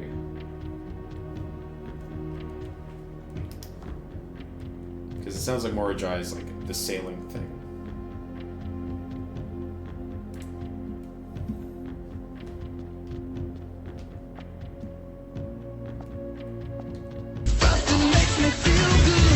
Yo, what's up, Dibidoo? Bustin' puzzles, that is. Your name's Pink. You've thrown me off. I was disappointed that there was bound in a dream. Drop of rain. I already read that one. The puzzle box of Morajai spread to Araja not through port towns, as they had in other realms, but by train route from the north.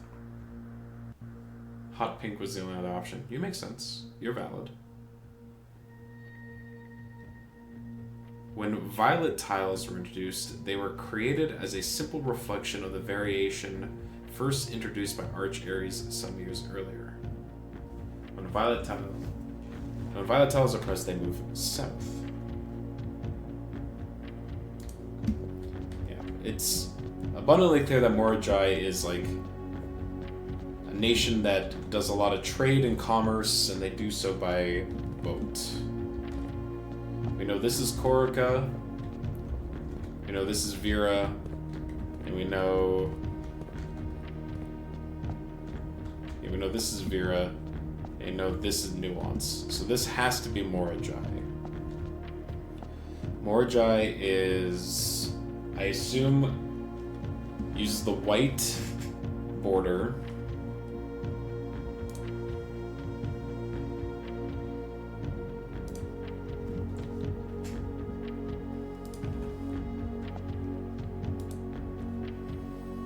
We know it uses boats. Definitely not snow. Wind, maybe? Wind would make sense. If they're doing a lot of sailing. Engineer-driven focus with a focus on manufacturing, invention, and production. I'm guessing they're industrial because it sounds like they do a lot of trade.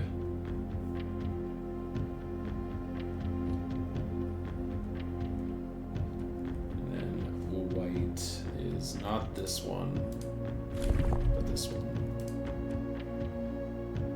Nope.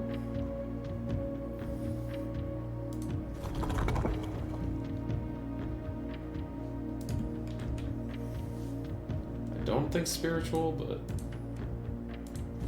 I'm willing to just press button. Poetic. I would be shocked if they were tribal. Agriculture. Martial. Metropolitan. No. Academic? No. Okay.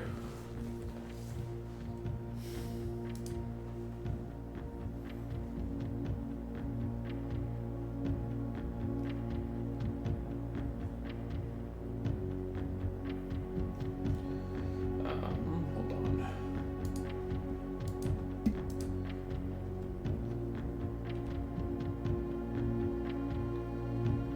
There is a realm that flies a white flag. We know this to be true.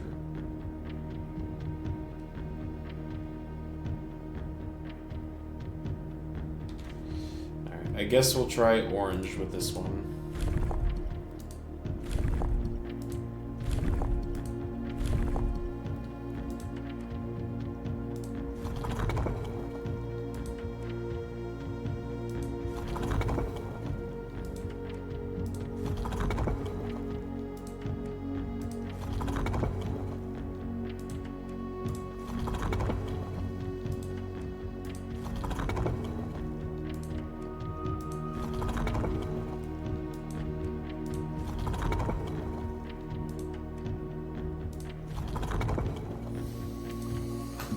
Oh, man.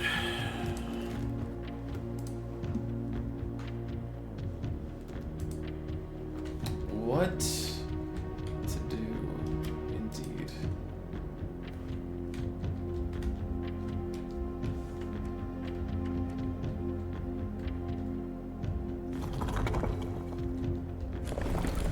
Okay, this is definitely meant to spin.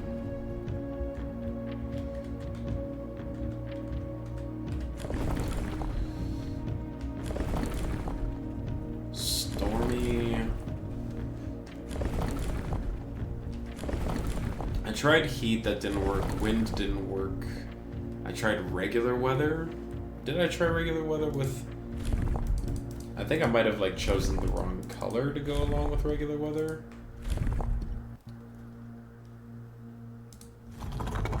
My gut tells me they're industrial. If they're doing a bunch of trade.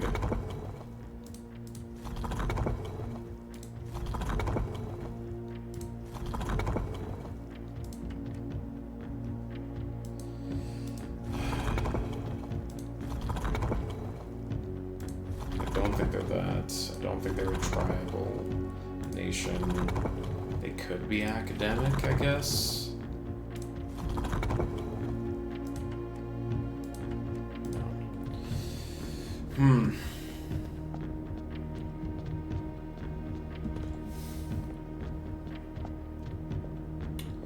What do we know about Corica?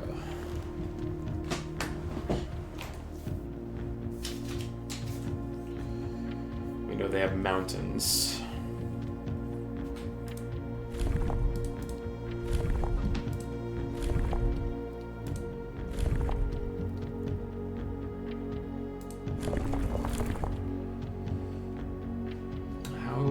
they get around?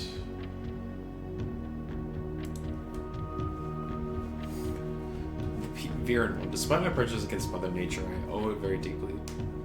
My time with Vera.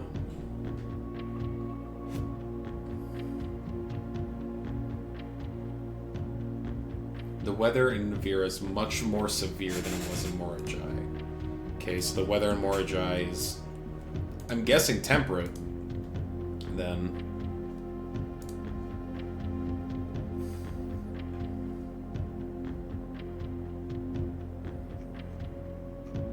He went to Vera after Morajai.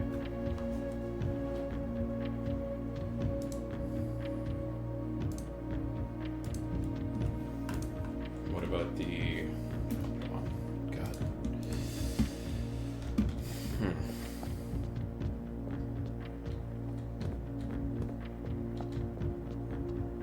Maybe you're... By far my favorite realm I visited during this trip, but I have always had a penchant for technology and I'm less moved by the beauty of the nature than others. The soot-filled streets and soaring skyscrapers here are just as stirring to me as the mountains of Corica or the beaches of Morajai. Perhaps I'm just letting my childhood love at Dirigiblok's compromise. Speaking of home, as I look across the Eastern Sea, I can almost see its shores. I never thought I would miss the sight of red flags.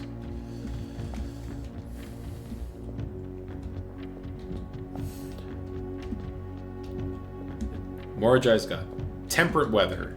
It's travels by sea. It's got a beach. Do I have the stamp?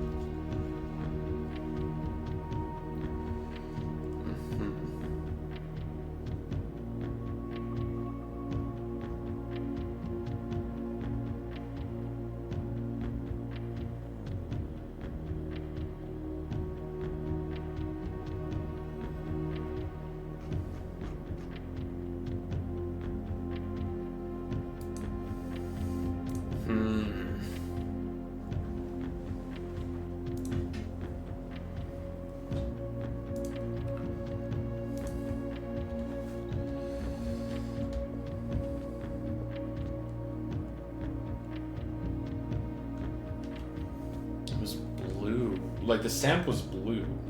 I'm almost positive. But blue's not a realm. Even though Decellets apparently is represented by white, but Decellets isn't one of these two.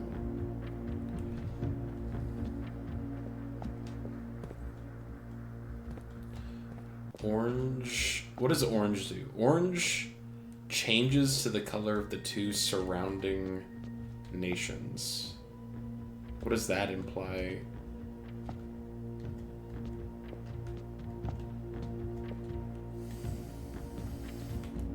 He's, like, given very little information about Corica.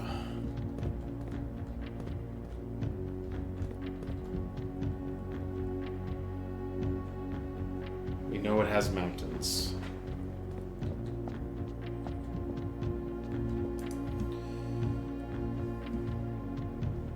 So, snow.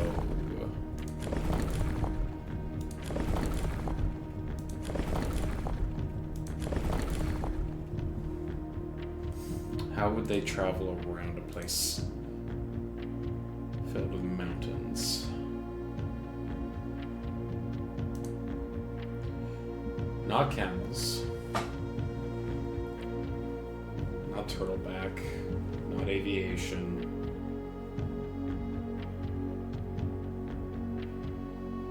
Could just be roads, streets, carriages. That wouldn't be too surprising.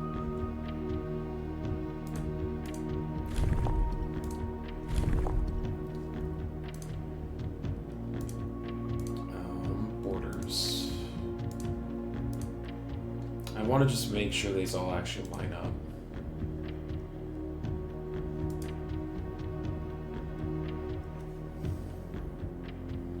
Red, orange. Yeah.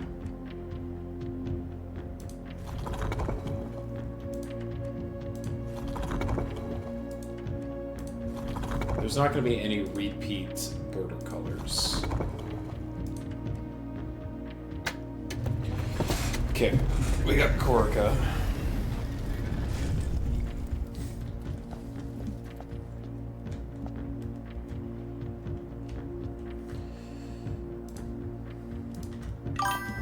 We got it. Well, I got it. Yeah. There it is. Hello. There have been fewer and fewer opportunities the further we travel. Oh, let me just take a picture of this real quick.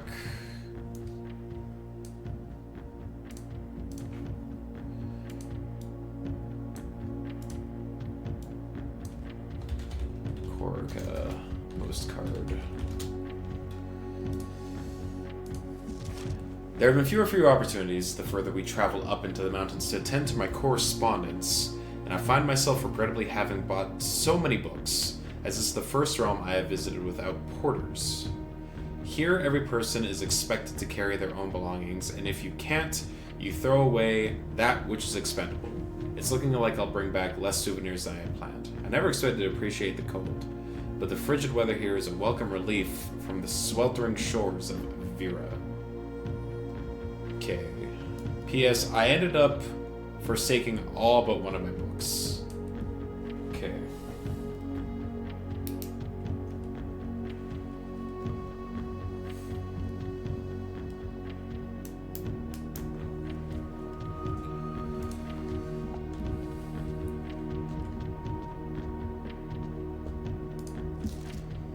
Far from the port towns of the lesser islands, the academies of Corica were among the last strongholds where the puzzle box fad spread.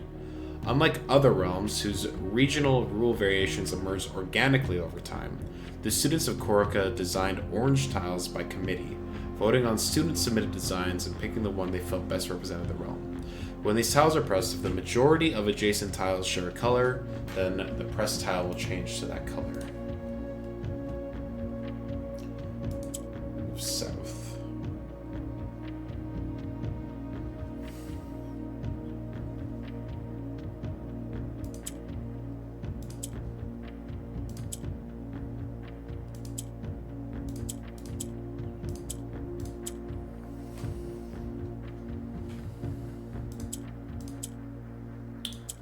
Nice, good job.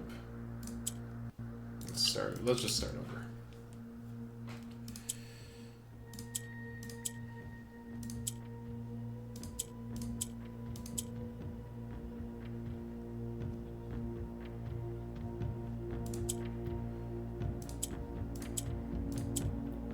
Okay. Great. So these are orange now. Oh, these are purple now. That'll move that up by one. Bam.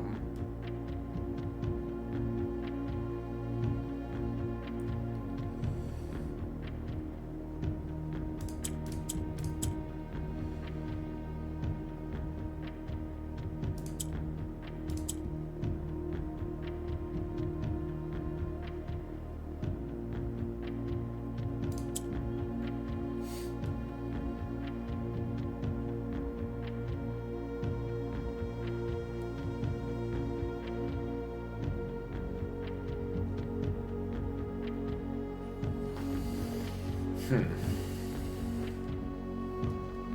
can move it up.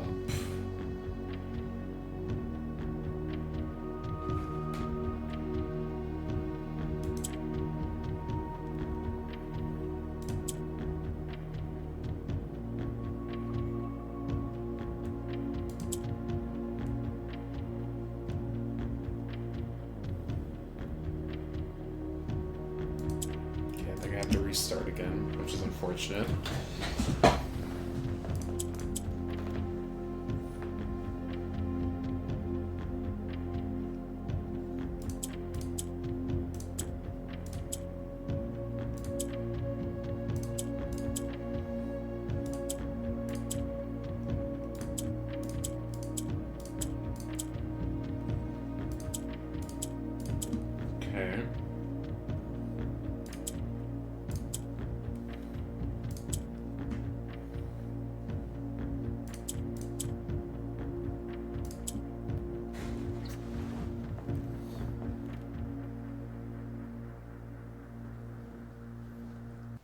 Now, how do we move this one down? We can move it up. Or, hold on.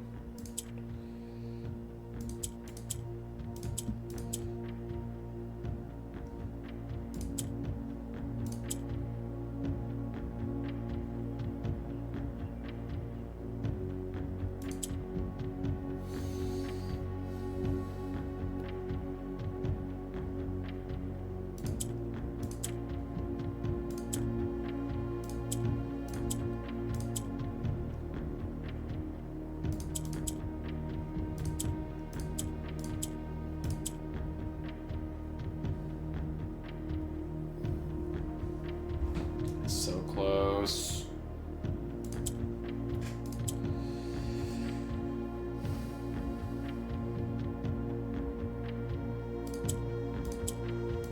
There we go.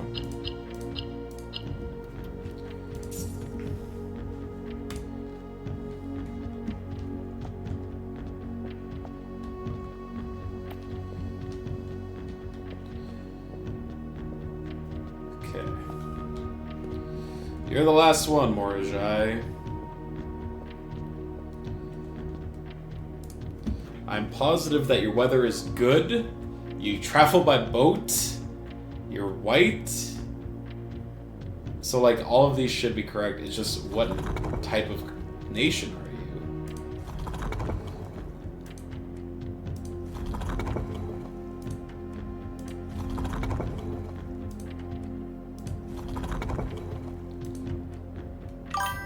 There we go.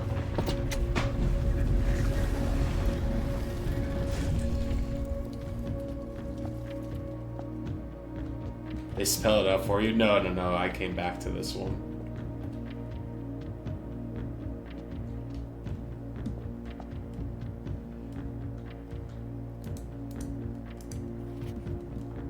Alright. Mora. Alright, we have successfully filled out all of the sigils.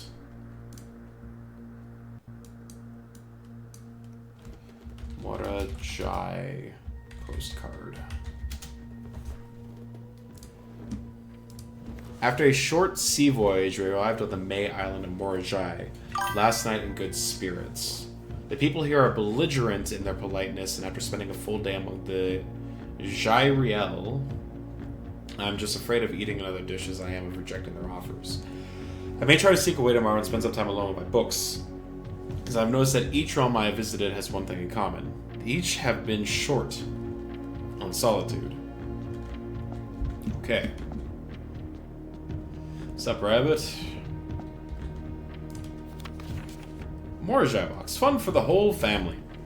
Morajai boxes were a popular fad in the early 30s among both the peerage and common crowds. These small mechanical puzzle boxes originated on the island Morajai as a children's game, but quickly gained popularity among seafarers who valued the compact boxes both lockbox and entertainment on long voyages. Over time, the boxes spread from port to port and eventually found their way into the homes and hearts of every realm. A traditional Morajai box is distinguished by a lid featuring a 3x3 grid of white and gray tiles. Each white tile can be pressed like a button, which will change the color of that tile and their surrounding squares. The goal of each box is to find a way to make all four corner tiles into white squares. These simple rules evolved as the game spread across the world. Regional variations introduced new colors and mechanics, offering greater challenges and local flavor. While the fad may have ended, Morajai box... Pink rotates... Yellow moves north. Huh.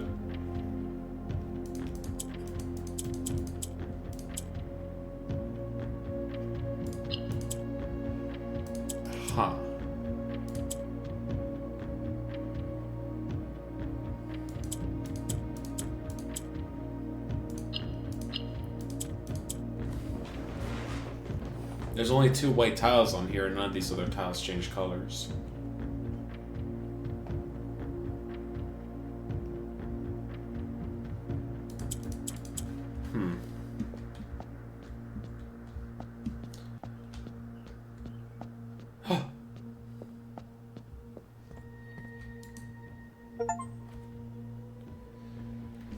Unlock all 8 realm sigils. Okay. Let's see if we can figure out the order that he went to places. We know Orinda is where he started. We know Fen Ares is where he ended. And we know that he went south. Which means that he likely went to Araja second. Then he makes note about his needing new books at the end of his journey. And the only other time he mentions needing new books is after going to Corica, where they forced him to leave the books. So I'm gonna guess that Corica was where he went before Fen Ares.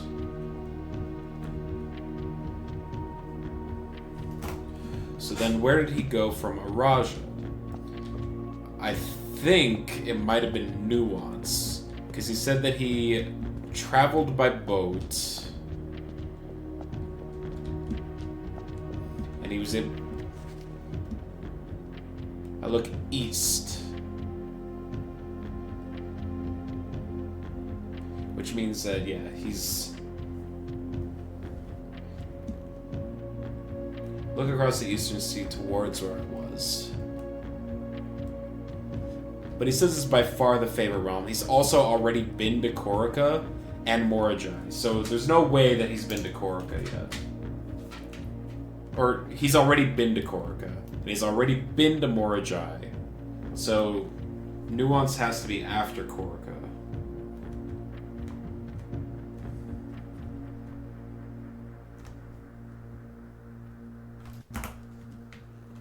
And we know that Vera was before Morajai.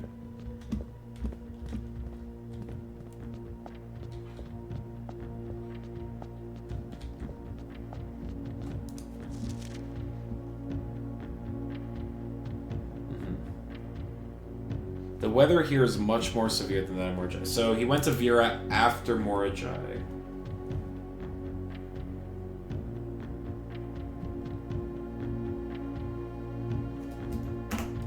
We know that he went to Nuance after Morajai and Corica.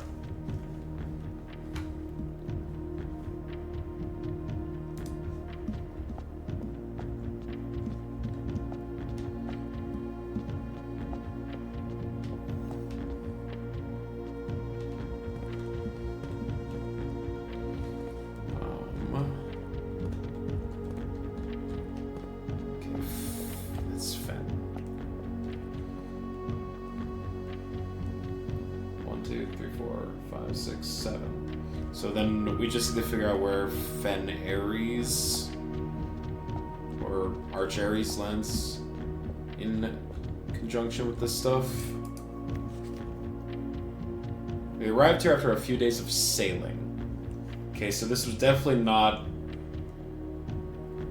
after Nuance, because Nuance is air travel. And we know he did air travel. We arrived here after a few days of sailing, and it made me realize how much more convenient it would have been in the old days when the railway tracks extended all the way north. Archer is a destination with which I am well acquainted, having traveled here countless times on business.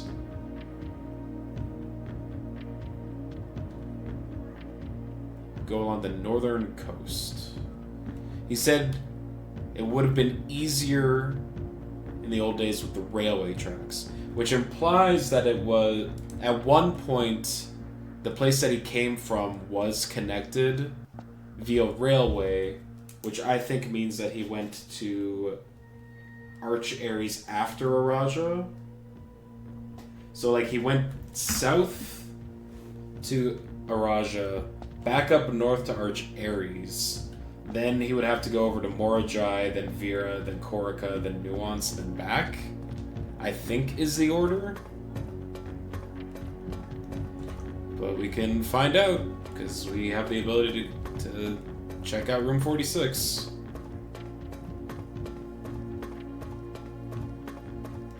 And assuming that this order is correct, I'm guessing that'll reveal to us a new safe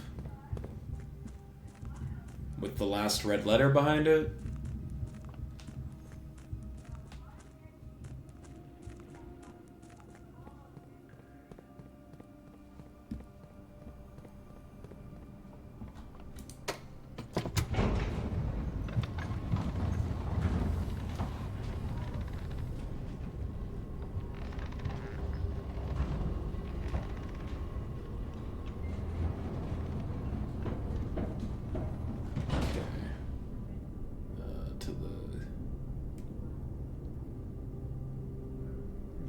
Hall. Oh boy. We're so close. I can practically taste it. We gotta just go south and back up around, I guess.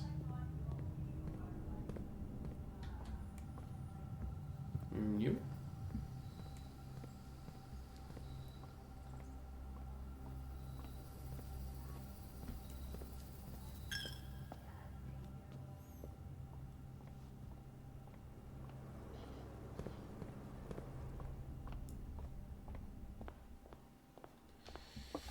Okay. So you started here. You went here. You went here. Morajai, which is...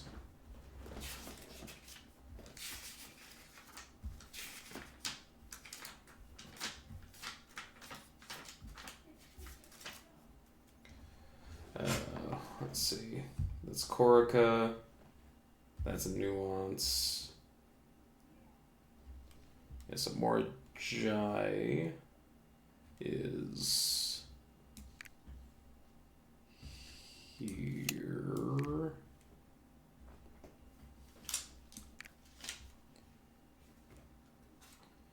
Then to Vera. Then to Corica. Then to Nuance. And then back.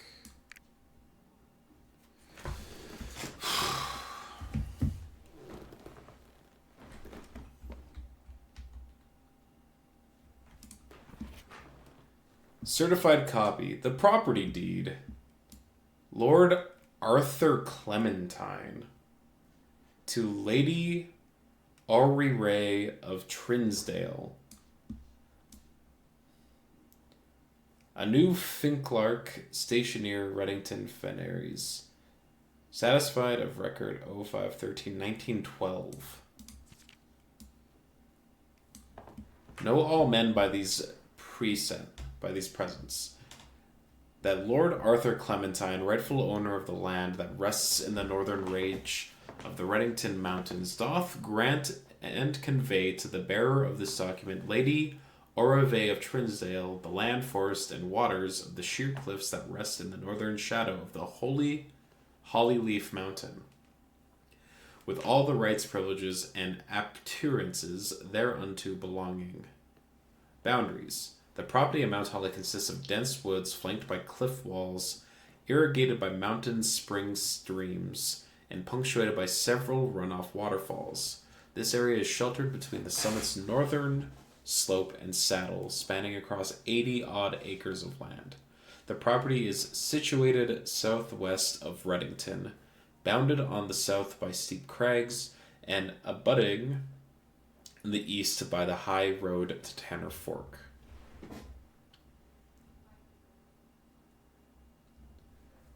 Covenant. I, Lord Arthur Clementine, covenant, promise, and agree with Lady Alvaray, her heirs and assigns, that I am lawfully seized and possessed of the said premises, and the same are free and clear of all encumbrances, that I have good right to sell and convey the same to the said Lady Orave. her heirs and assigns, and that I will warrant and defend the same against all lawful claims and demands whatsoever. In hand and seal I make my mark in the grand year of Fen Aries, 1912.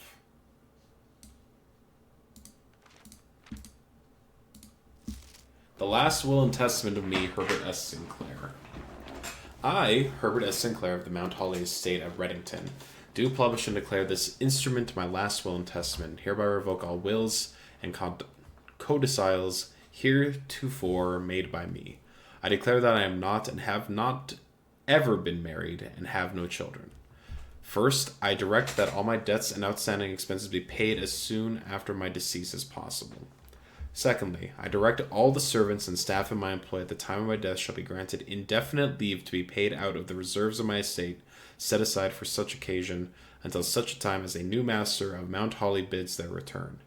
In the event that the aforesaid reserves for this purpose are depleted before a new master of the estate is found, I direct my executor to make provisions for their future employment and to do so in a manner that is just and equitable to all parties involved. Thirdly, to my faithful valet, Hartley Rhoda, I hereby gift to him the lake house in Trinsdale as a small measure of gratitude for his many years of unwavering loyalty and devoted service. I direct that my executor take such steps as are necessary to transfer ownership of the said lake house to Hartley Rhoda, and should use all reasonable efforts to persuade him to accept the same. Furthermore, to my late cousin Tillion's two children, Courtney Ferrini and Rygard Ferrini, who have sometimes been impulsive and hasty in their actions, I grant to each a cuckoo clock set eternally on the sacred hour, for only time will tell when they are ready to slow down enough to appreciate the gifts bestowed upon them with the patience and wisdom that comes with maturity. In the case that Lionel Epson should return from his travels abroad, or in the event that any of his heirs should present themselves, I bequeath to him or them, as the case may be, the diary and its related key, which formerly belonged to his sister Clara Epson, which I have kept in her room and beside her grave respectively and respectfully.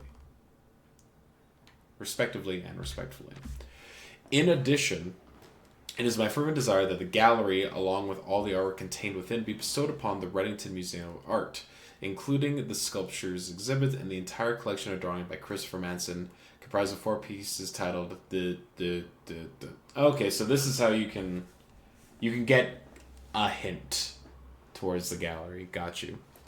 This generous donation shall be made 1 year hence following the date of my earthly departure, when it will be removed from Mount Holly's draft pool. Moreover, to the Grand Cathedral of Araja, I bequeath 8 stone statues sculpted in the likeness of the 8 Arajan angels, Arinda, Lainda, Rinda, Joya, Dauja, Via, Milla, and Draxus. These sculpted figures have been in the Sinclair tomb for multiple generations, and even though there has been much debate over their natural numeric order, they have nevertheless remained steadfast in their safeguarding of our family's secrets. I trust they will continue to provide the Cathedral of Araja the same level of stewardship. I give and bequeath to my grandnephew, Simon P. Jones, son of my dear niece, Mary Matthew, all the residue, and remainder of my estate, and of my right, title, and interest in and to the house and land which I own near Mount Holly, as a token of the cordial and affectionate friendship with which for nearly a half-century his grandmother, Clara Epson, has shown me. The above provision and bequest is contingent on my aforementioned grandnephew discovering the location of the 46th room of my 45-room estate of Mount Holly. This room, among other things of value, holds the physical deed to the entire estate as well as many other personal effects and policies of insurance. The location of the room has been kept a secret from all the staff and servants of the manor, but I am confident that any heir worthy of the Sinclair legacy should have no trouble uncovering its whereabouts within a timely manner. Should my grandnephew fail to uncover this room or provide proof of his discovery to the executors of my will, then this gift shall lapse, and the above clauses on this page and provisions pertained to that clause shall be considered null and void, and the rest of my estate shall be disposed of and gifted to the Arindon Heritage Foundation, under the condition that the house be immediately winnowed and sealed with the explicit instruction that allows that the site shall not be reopened until black flags are once again flying over Oris, or 110 years have passed since my death, whichever day shall come first. As one final gift to my grandnephew Simon P. Jones, regardless of whether he finds room 46 or not, I leave and bequeath to him the original manuscripts of his mother's works that were produced here under the roof of her childhood home. These preliminary draft copies include red prints which she wrote while visiting the estate during the brightest of her days, and a new clue which she penned here during the darkest. I hope that in due time and in the natural order of things. Why is that? It looks like it's bolded. You will come to be content, as I have, with what little of herself she left. In witness whereof I have hereunto set my hand this 18th day of March, 1993. Herbert S. Sinclair. Okay. Well then.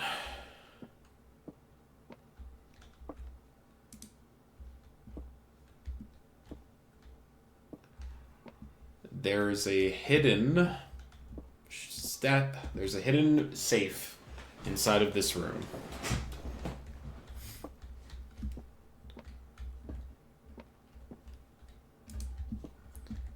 Which I assume is the last thing that I need to... Oh. 1:30. Okay, so this is like another hint for the clock tower.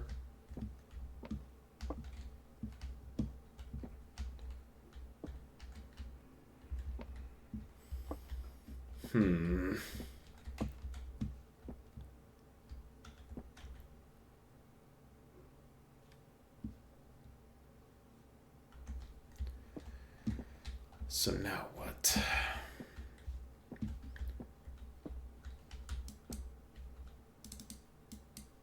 Oh.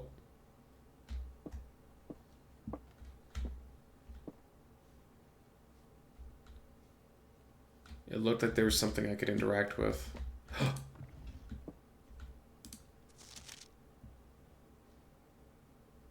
This secret room is not as secret as you thought. We have your letters. 8 letters, 8 payments, 100 gold. Instructions to follow. Okay, this is the, This is from the guy that... From the greenhouse. We saw, like, the clippings.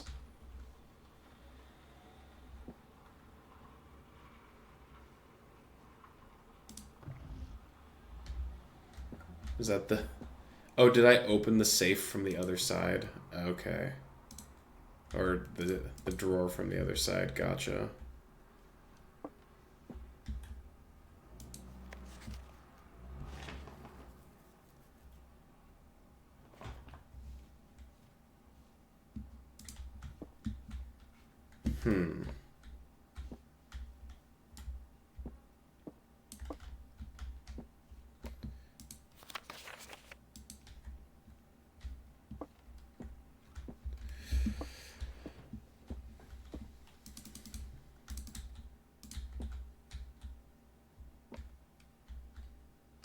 Do I press them, like, in the order that he went to them?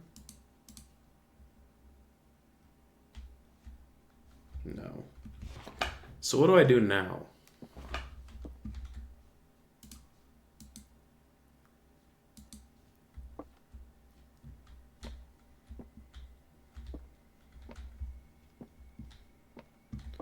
Like, this fireplace looks conspicuous.